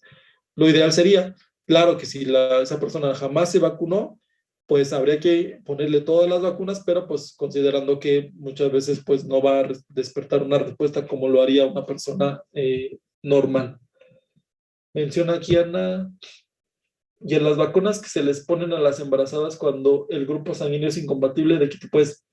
Buen ejemplo. En este caso pasa lo mismo que con las vacunas que son como los sueros, los antisueros. El ejemplo que mencionaba al inicio de la clase. Realmente no es una vacuna, sino más bien están introduciendo en el organismo de la mamá anticuerpos que puedan reconocer y puedan bloquear los anticuerpos que la mamá está generando, porque de hecho lo vamos a ver en la siguiente sesión, cuando hablemos del tema de hipersensibilidades, hay un tipo de hipersensibilidad donde generamos anticuerpos contra los eritrocitos del feto. Vamos a ver ya más a detalle en la siguiente clase qué condiciones se tienen que dar para que se generen la mamá estos anticuerpos. Entonces la mamá prácticamente está generando anticuerpos contra la sangre del bebé. Entonces, pues como el anticuerpo de la mamá está reconociendo como algo extraño, como el antígeno al eritrocito del bebé, tenemos que bloquear esa actividad. ¿Cómo lo bloqueamos? Inyectando anticuerpos que reconozcan el anticuerpo de la mamá. En este caso, o haciendo el símil como en los venenos, el veneno está en nuestro sistema, nosotros inyectamos anticuerpos que puedan reconocer al veneno y que pues impidan el reconocimiento del veneno con mis células. Entonces lo mismo está pasando aquí, realmente no es una vacuna que le ponemos a la mamá, pero como se administra de la misma forma que se administran todas las vacunas, pues se le conoce también como vacuna, ¿no? Pero realmente no es una vacuna porque no estamos induciendo una respuesta inmunológica en la mamá, sino más bien estamos protegiendo de los propios anticuerpos que ya está generando la mamá. Entonces, no es una vacuna desde el punto de vista, desde el punto de vista estricto de la definición, pero pues se ha llamado vacuna a lo largo de los años porque pues, se administra de la misma manera. Esta es la cartilla de vacunación, cuando se deben de poner los diferentes tipos de vacunas. Los diferentes tipos de vacunas, cuando requieren refuerzos, cuántos tipos de refuerzos, y esto es lo que en teoría deberíamos nosotros de tener a lo largo de nuestros primeros 12 años de vida. Y esto es fundamental porque estamos hablando de patógenos que son incluso mortales. Entonces, esto es lo mínimo que debería tener un niño para, pues, estar protegido, ¿no? Llega solamente hasta los 12 años, porque hasta los 12 años, digamos, es obligatorio. Bueno, ya también esos términos de obligatorio, ahora con estas corrientes de antivacunas y las mamás, o los tipos de religión que no permiten la vacunación, pero pues lo ideal, inmunológicamente hablando, o sea, aquí no vamos a discutir si por mi tipo de religión no me permite vacunarme, no vamos a discutir, bueno, no vamos a entrar mucho en polémica, pero sí creo que a todos nos queda claro, cualquier persona con un poco de preparación o noción científica, sabría que pues no hay sustento científico para formar parte del movimiento antivacunas. O sea, eso, además de ser irresponsable socialmente hablando, es científicamente hablando, no hay un fundamento que lo sustente, ¿no? Entonces, todas estas vacunas, al menos hasta los 12 años, es lo que deberían de tener, al menos, mínimo, un niño para poderse proteger de estas enfermedades. Ya si después podemos complementar en la adolescencia con miren, si se fijan aquí, en la cartilla nacional de vacunación, no está la de BPH, creo que no está, ¿no? Ya debería afortunadamente se administra a las niñas de forma gratuita, pero pues si llegas a la adolescencia y puedes vacunar también a tu hijo, si eres hombre y puedes vacunarte antes del primer contacto sexual, obviamente, porque si ya tuviste relaciones sexuales, no tiene ya mucho caso que te inmunices, porque seguramente ya estuviste en contacto con el virus del papiloma humano, hay una gran cantidad de serotipos, entonces no tendría mucho caso que te vacunes si ya tuviste tu primer encuentro sexual. De hecho, por eso a las niñas, la vacuna del VPH se pone a los 12 años. De hecho, eso es algo muy, muy anecdótico, en el cual primero la vacuna del VPH cuando salió se le ponía a las adolescentes de 15, 16 años, pero se empezaron a dar cuenta que a los 15, 16 años había muchas adolescentes que ya habían tenido su primer contacto sexual. Entonces no tiene caso ponerlo después. Se bajó a los 12 años porque pues ahí se encontró que había niñas que pues todavía no habían tenido su primer contacto sexual.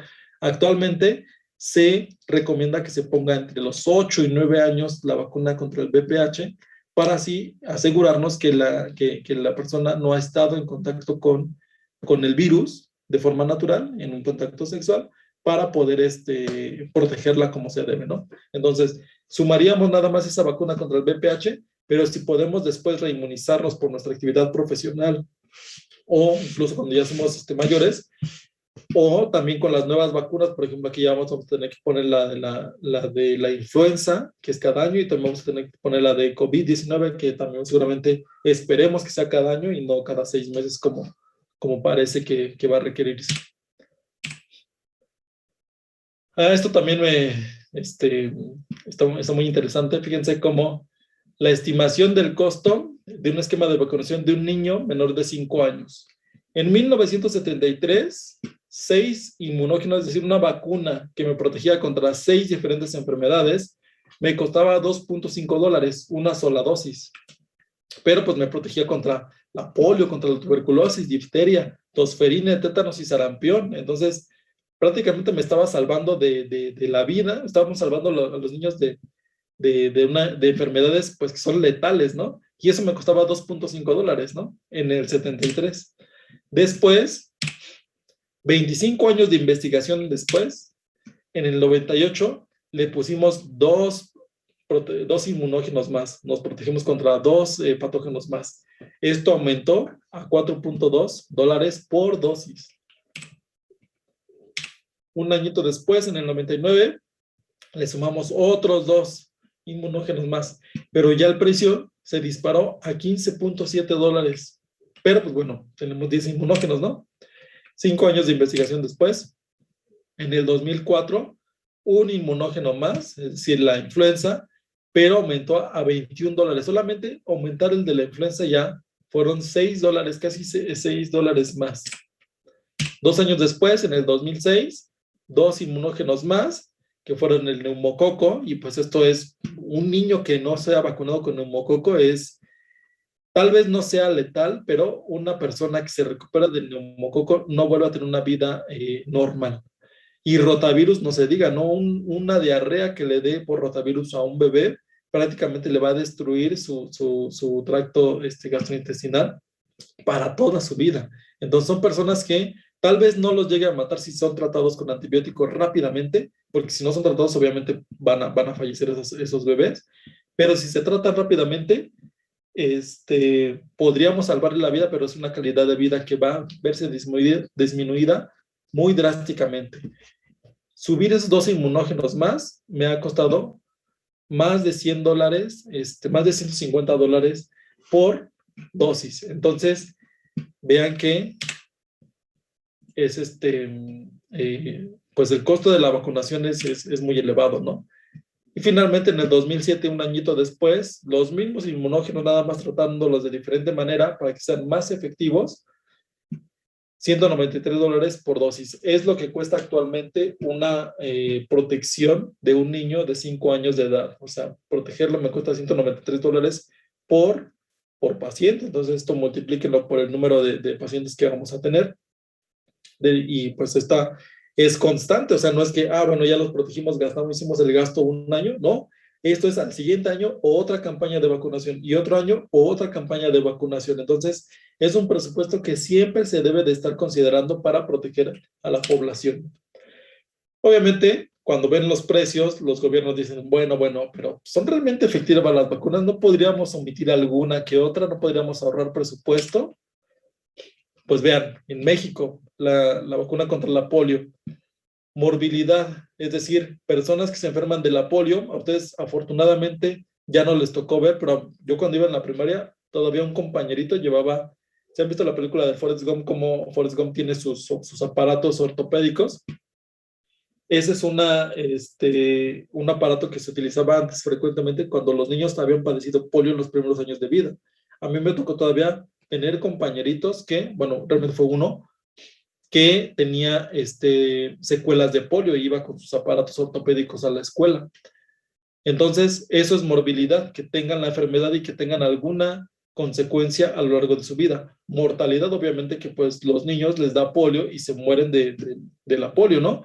En el 75 se instaura la vacunación y poco a poco, ¿no? Obviamente, pues en los primeros se empezaban a poner las pocas dosis, después fue subiendo poco a poco, y vean, a partir de que se instaló, aunque eran poquitos las personas que estaban, los niños que estaban vacunando, la morbilidad bajó muchísimo.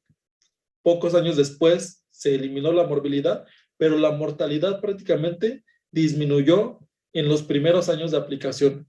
Entonces, como el gobierno empezó a ver que ya había mejoras, empezó a dar más presupuesto, más dinero, y pues ya se tiene que mantener. O sea, no podemos bajar el número de personas vacunadas, el número de niños vacunados contra la polio en México, porque regresaría tanto la morbilidad, número de personas que están infectando y que tienen las secuelas de la enfermedad, y aumentaría la mortalidad. Entonces, pues ahí está claro que se deben de aplicar las vacunas, ¿no? Claro que funcionan.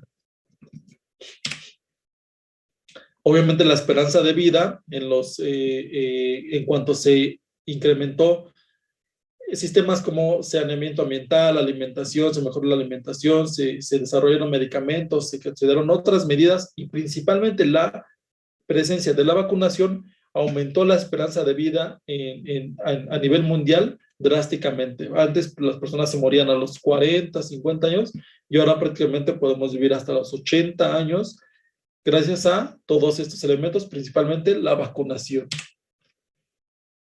Bueno, ok, ya como gobierno me quedó claro que las vacunas funcionan, pero ¿cuánto es lo mínimo? ¿Cuánto es lo mínimo que tengo que vacunar? ¿Cuánto es lo mínimo que tengo que comprar de vacunas para que no se presente la enfermedad en mi población?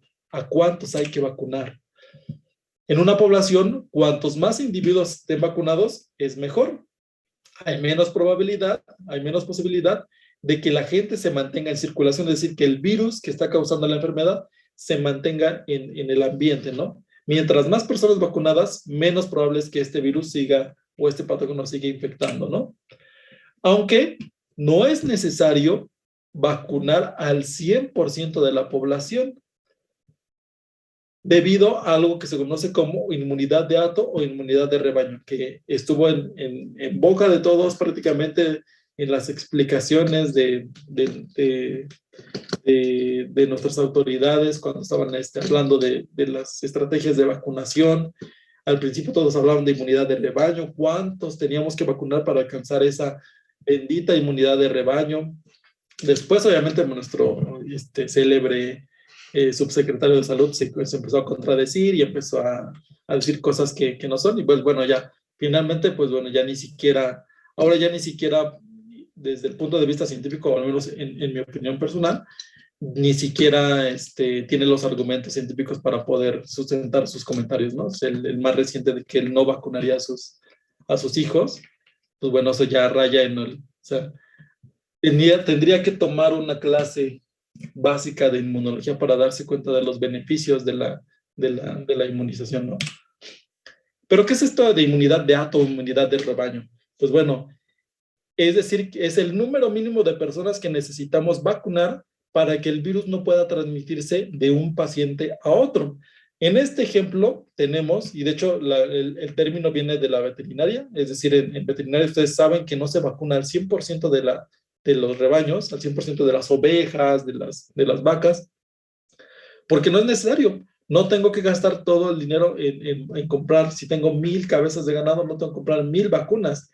Yo sé por estudios científicos y estudios estadísticos cuál es el número de vacunas que debo de comprar para que genere la inmunidad de hato o de rebaño en esas 1000 cabezas de ganado. Entonces, básicamente se da de la siguiente manera. Yo tengo muchos puntitos que ejemplifican a cada individuo, ¿no? O cada animal. La vacunación van a ser, o más bien las personas vacunadas van a ser las que están en morado o en color fuchsia. Y las personas que no están inmunizadas son las que están en amarillo. En teoría son las personas que podrían inmunizar, que podrían estar en contacto con el virus. Ahora, estas personas que están en amarillo solamente están en contacto con las que están rodeando a los sellos. Por ejemplo, esta persona solamente se está en contacto con sus papás, que serían estos de acá, con su hermano, con su novio, con su compañero de trabajo, con las personas que ven el transporte público, ¿no? Este es su círculo de esta persona. Este es su círculo de esta persona, es el de este y este es el de este. O sea, prácticamente no están tocándose entre ellos. Ahora, supongamos que el virus le cae a este paciente.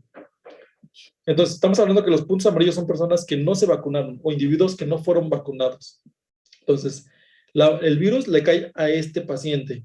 Entonces, este paciente solamente está en contacto con sus papás, con su novio, con su hermano, con su compañero de trabajo y con las personas del transporte público.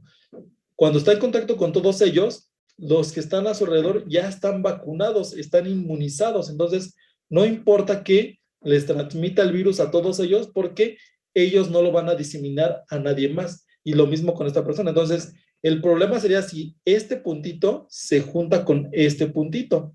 Entonces, este no está vacunado y este tampoco, le cae el virus aquí y podría transmitirlo a otra persona que no está vacunada y por ende no está inmunizada. Entonces, eso sería, o eso es lo que, eso es lo que queremos evitar, que estén en contacto esto. Entonces, la inmunidad de hato o la inmunidad de rebaño hace referencia al número mínimo que tenemos que vacunar para que el círculo con el cual está en contacto la persona infectada ya esté inmunizada. Entonces, eso es lo que tenemos que detectar. Ahora, ¿cuál es ese número mágico? Todo va a depender de dos factores principalmente, del tamaño de la población y de la velocidad con la cual se transmite la infección. Y la velocidad con la cual se transmite la infección va a depender de qué tipo de patógeno es. Es más fácil la diseminación de un virus por vía aérea, como fue la del SARS-CoV-2, que la de una bacteria que hay que estar en contacto, por ejemplo. O, por ejemplo, un virus también que tiene que transmitirse a través del contacto sexual, como es, por ejemplo, el virus del VPH o el virus del papiloma. Bueno, el VPH no, porque el VPH también se puede transmitir por contacto, es decir, un retrete que no fue bien lavado, o una toalla, por ejemplo, las toallas cuando se seca una mujer con VPH y se la pasa a una persona que no tiene VPH y se seca su área genital con la misma toalla, que pues eso de entrada no se debería de hacer, pero pues, se puede dar, por ejemplo, en un ambiente de una escuela de natación, por ejemplo, o en un club deportivo.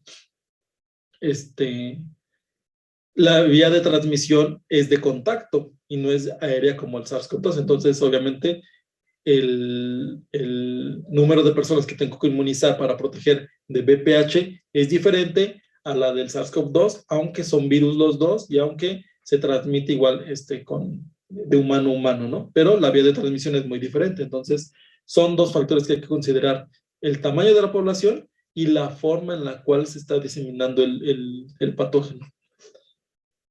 La tasa de infección.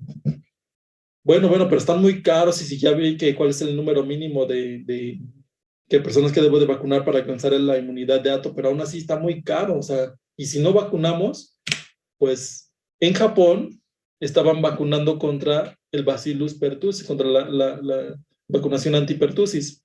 Entonces, en Japón el virus de la pertussis iba bajando porque estaban vacunando y alguien dijo en el 70, ¿saben qué?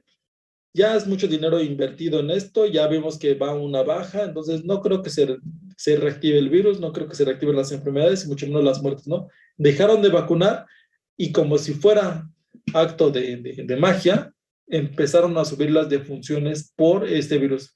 Ok, ya entendimos que es necesario estar vacunando frecuentemente y entonces volvieron a vacunar y volvió a bajar las muertes por pertussis. Entonces, la vacunación es algo que se tiene que mantener a lo largo de los años, es un presupuesto que se tiene que asignar desde el principio de la asignación del presupuesto, entonces es algo que no se puede quitar porque simplemente es más barato. O sea, no es que el gobierno o los gobiernos de todo el mundo, y mucho menos el gobierno mexicano, estén preocupados por la población y hay su vacuna para que no se me enfermen. Obviamente eso no es, lo ven desde un punto económico. ¿Qué me sale más barato? ¿Darle el tratamiento, comprar el antibiótico, llenarme los hospitales o poner la vacuna? No, pues poner la vacuna. Entonces vamos a irnos a lo que sea más barato, ¿no? Entonces, realmente es eso la estrategia. O sea, es más barato prevenir que tratar la enfermedad. ¿Cómo se desarrolla una nueva vacuna? Y ya con esto entramos a la parte final de la plática. Las vacunas necesitan una investigación básica, o sea, saber qué es un virus, saber qué es una bacteria, cómo está constituida, que la bacteria tiene un flagelo, que la bacteria tiene una doble cápside, que el virus tiene un RNA en su interior, que es de DNA, que es de doble cadena. O sea, tenemos que conocer los aspectos básicos. O sea, el aminoácido, el DNA del cual están hechos los patógenos.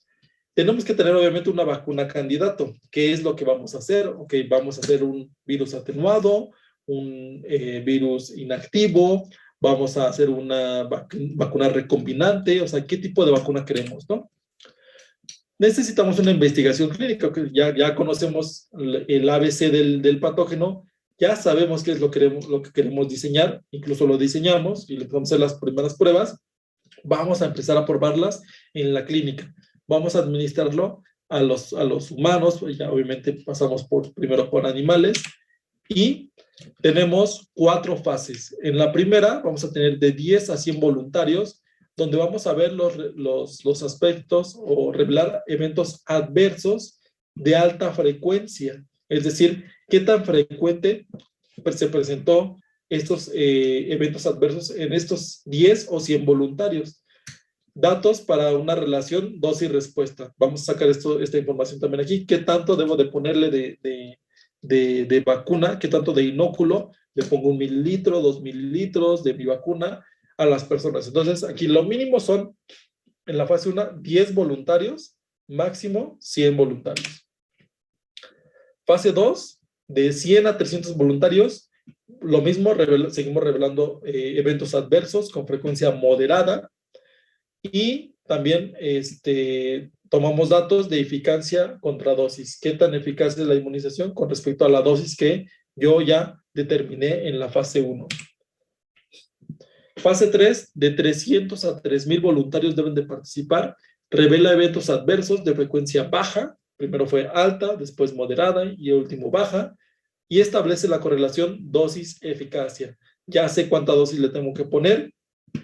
Entonces, optimizo la mayor eficacia con el mínimo de dosis que tenga que ponerle.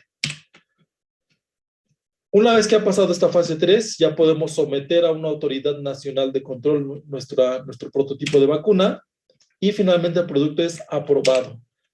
Y les había dicho que eran 4 fases, ¿no? La producimos a gran escala, la empezamos a utilizar y damos seguimiento, que prácticamente esa es la fase 4.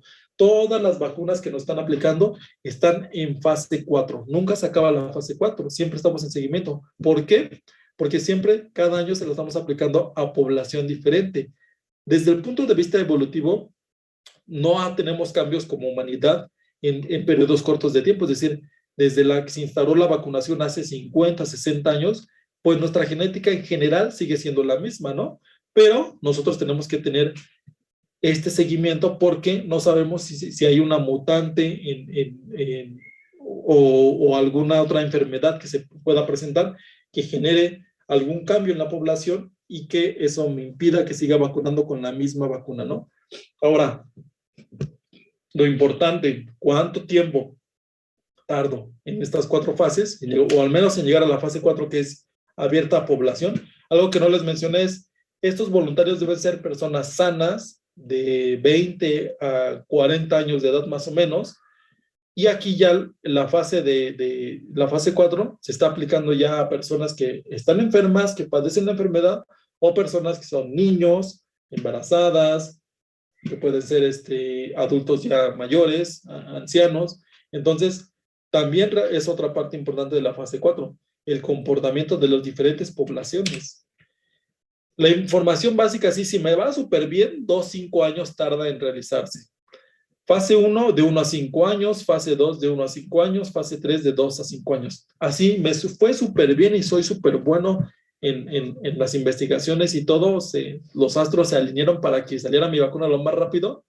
2, 3, 4, 6 años al menos, si todo me fue así súper bien, que eso prácticamente nunca pasa, para generar una vacuna.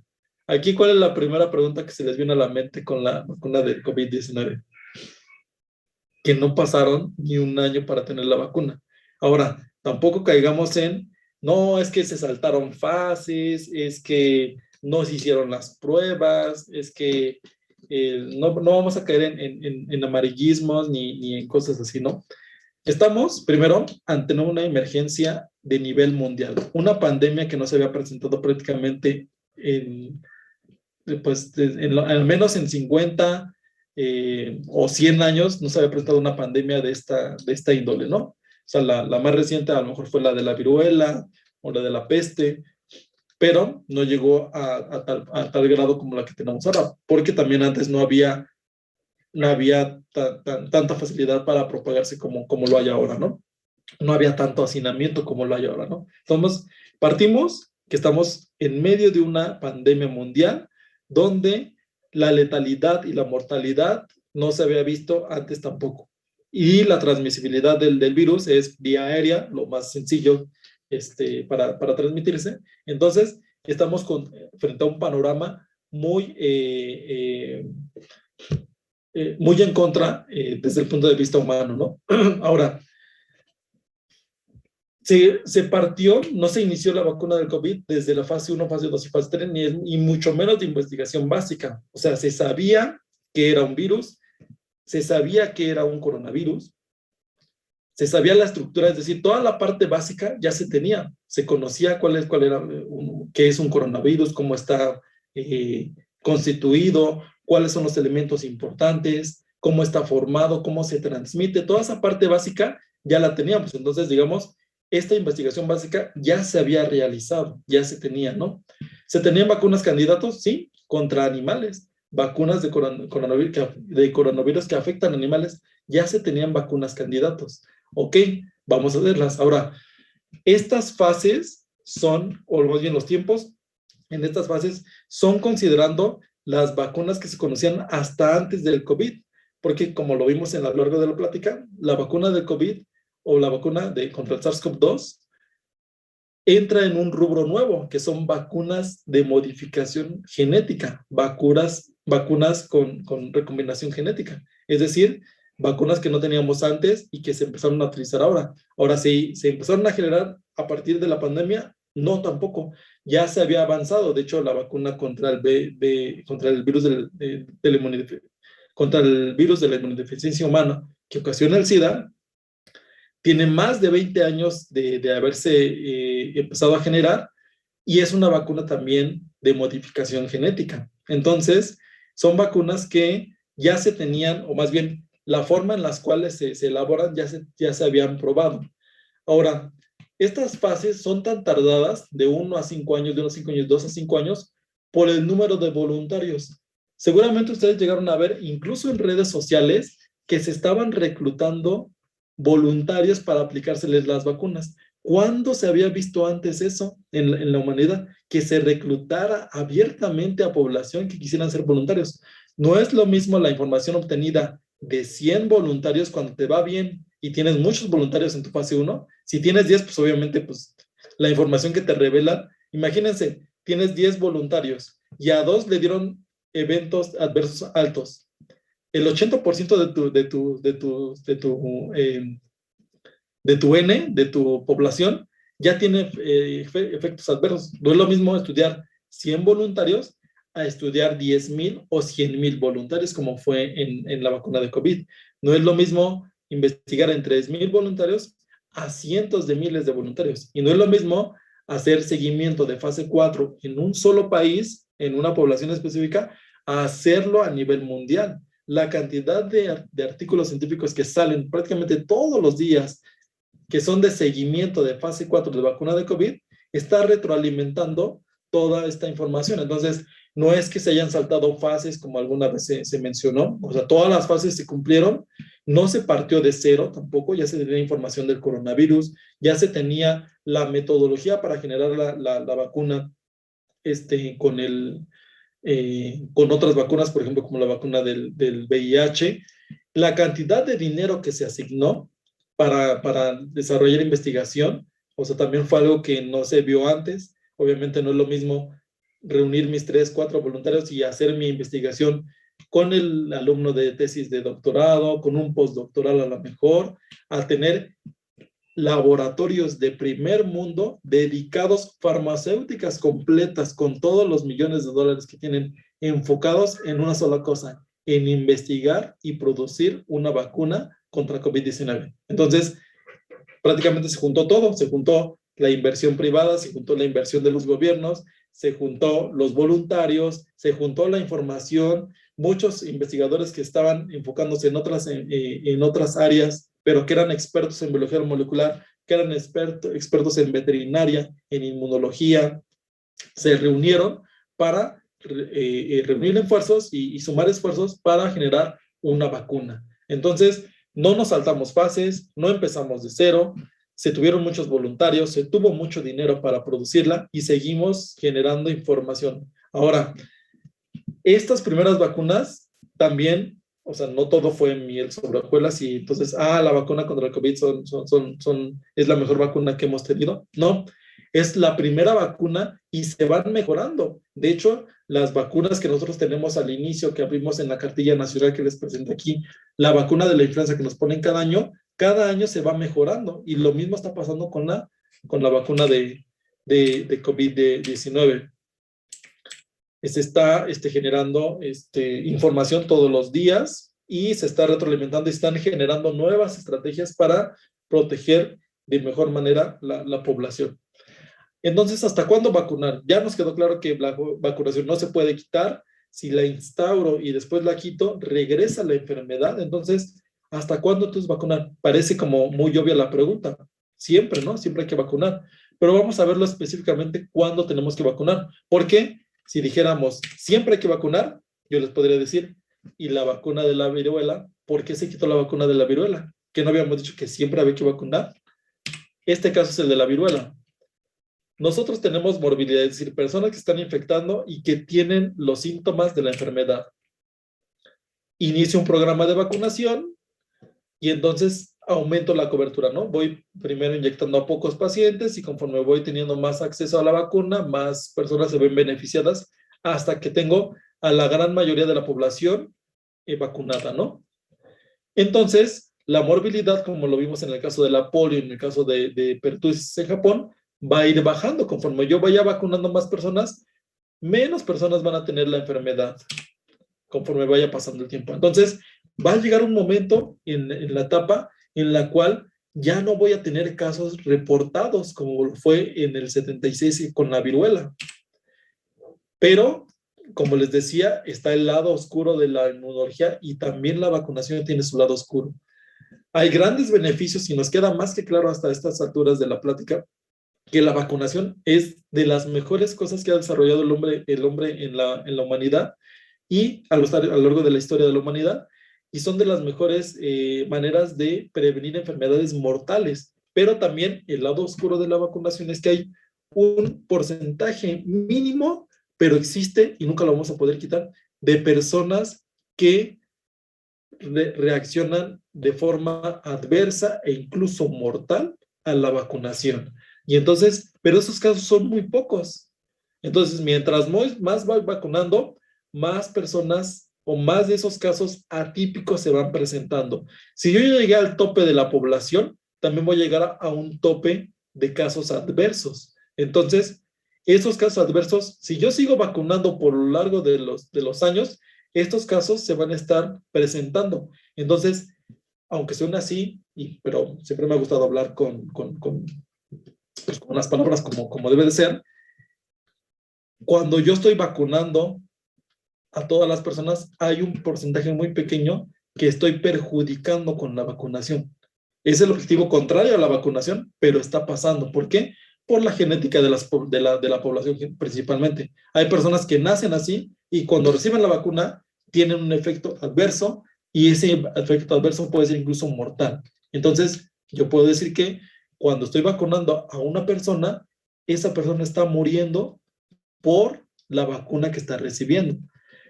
Más bien, la vacuna desencadenó un problema que la persona ya traía genéticamente y que no se habría despertado si no la hubiera vacunado. Pero, entonces digo, entonces no la vacuno y entonces formo parte del movimiento antivacunas porque pues mis hijos no quiero que les pase esto.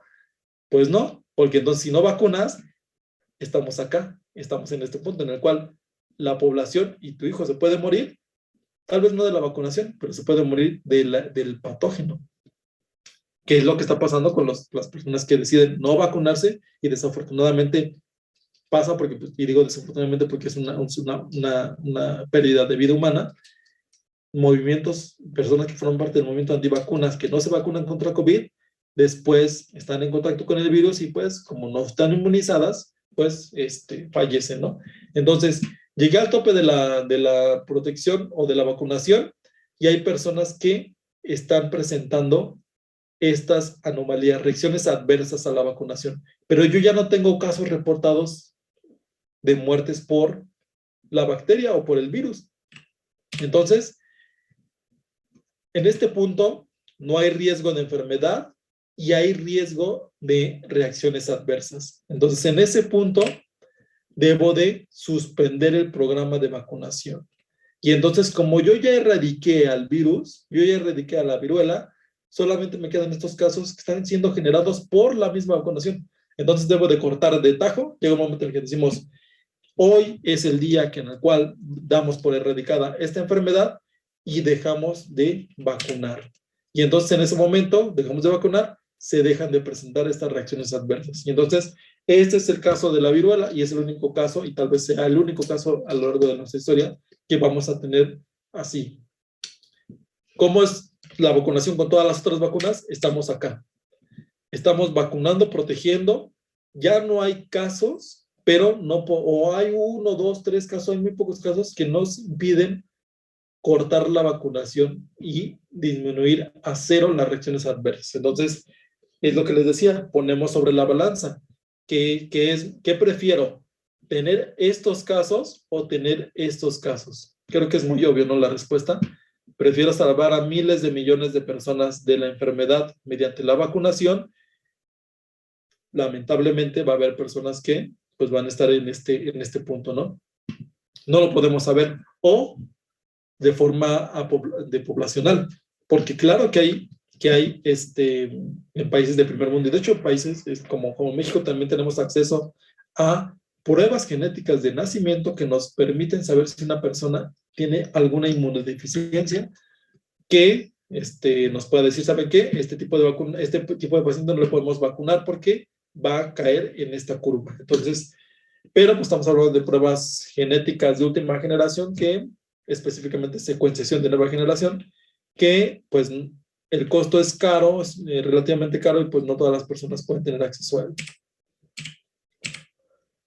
Finalmente, ya para terminar, ¿cuáles son las vacunas contra COVID aprobadas actualmente? Tenemos 15 diferentes vacunas. Estos son los fabricantes de la vacuna. Estos son, si han sido aprobadas por las entidades que autorizan, la entidad europea que autoriza el uso de vacunas en pacientes, y este es el estatus actual de la vacuna. Pfizer y BioNTech ha sido finalizada, también AstraZeneca ha sido finalizada, Serum Institute of India también ha sido finalizada, están en progreso, otra de AstraZeneca, la de Sinovac está en proceso, Moderna, la de Janssen, hay otras que todavía no se ha dado el estatus de finalizado, pero que ya han sido aceptadas por la comunidad europea, ¿no? Entonces tenemos varias opciones, tenemos al menos aquí 10 opciones, y hay otras que están en camino que están siendo investigadas para poderlas autorizar. Tenemos aquí también el diferente, déjenme quitar esto. Tenemos la plataforma, es decir, si son, cómo están hechas, y prácticamente vemos aquí que todas son, o la mayoría son modificaciones genéticas que se hacen al virus. También tenemos, como la de Sinopharm y Sinovac, que son virus inactivado producidos en el laboratorio. O sea, estas serían inmunogénicamente mejores que estas de acá arriba, aunque obviamente estas requieren mayor tiempo para poderlas producir, y estas son más rápidas, aunque son más costosas de producir, las que son de modificación genética. ¿Qué pasa si le ponemos una vacuna de un virus inactivado producido en células Vero a una persona que sea que no sea inmunológicamente competente? Pues habría un riesgo mayor que las personas que les ponemos las vacunas que son diseñadas por vectores recombinantes. Entonces, volvemos ahora el cuadro que les veía de ventajas, que les ponía de ventajas y desventajas, pues vamos a ampliarlo ahora también con las ventajas y desventajas de los tipos de vacunas que vamos a tener de COVID. Ahora, estas son las vacunas que tenemos actualmente. El desarrollo de las vacunas sigue en curso. Tenemos muchas que todavía ni siquiera han sido aprobadas por la comunidad europea, pero que están en desarrollo. Entonces, pues, miren, tenemos aquí proteínas, subunidades de proteínas recombinadas. Estamos hablando de clonación genética acá. Tenemos vectores humanos, basados en virus. Entonces tenemos otros mecanismos que no han sido aprobados, pero pues que podrían ser también incluso más efectivos, ¿no? Entonces está en desarrollo esto, no nos sorprenderá y seguramente va a pasar que vamos a tener diferentes tipos de vacunas, que las vacunas a lo mejor van a ser más efectivas en el futuro, y lo ideal sería que tuviéramos menos necesidad de inmunizaciones a lo largo del tiempo. Es decir, lo ideal sería que tuviéramos una vacuna como la de la influenza, que nos tengamos que poner cada año, porque, o sea, el virus, el coronavirus, ya vino para quedarse, no va a ser como la influenza y como el virus sincicial respiratorio y como todas las enfermedades de transmisión aérea, que llegó para quedarse. Ya va a ser parte de nuestra microbiota, y lo que tenemos que hacer es adaptarnos y vacunarnos año con año. Entonces, ahora, los últimos estudios, se ha visto que las inmunizaciones hechas en los primeros pacientes chinos, pues solamente confieren protección de 5 a 6 meses, entonces requerirían de al menos de 2 inmunizaciones al año, lo cual pues eso incrementa los costos, ¿no? Y más si son, como les decía, dosis dobles, pues eso cuatriplica el costo. Entonces, esperemos que en un futuro tengamos alguna de estas vacunas que puedan aplicarse solamente una vez al año para podernos proteger durante todo el año. Entonces, eso sería todo, jóvenes, con respecto al tema de inmunización y vacunas. No sé si tengan algún comentario, alguna duda sobre el tema o algo que quieran comentar.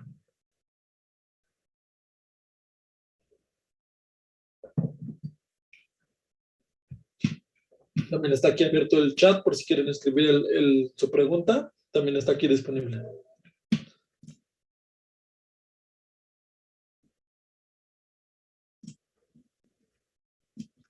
Recording stopped. Ok, todo bien, ok. Ok, jóvenes, entonces, si no hay ninguna pregunta, con esto terminamos el día de hoy. En el transcurso, antes de que tengamos nuestra próxima sesión, Voy a hacer la suma de sus calificaciones. Voy a revisar la que me mencionaste aquí. No me acuerdo tu nombre.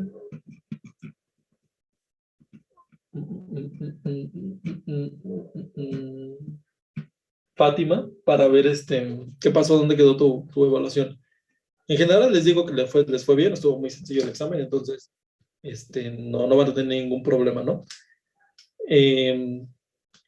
Y pues bueno, si no hay dudas, nos vemos en la siguiente sesión, jóvenes.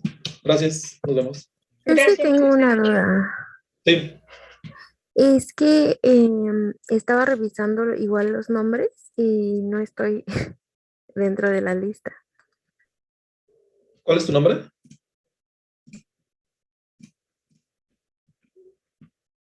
¿Cuál es tu nombre? ¿Perdón?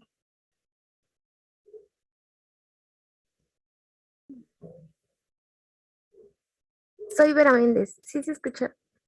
No escuché. ¿Puedes escribirme tu nombre aquí? Como que no. Está fallando.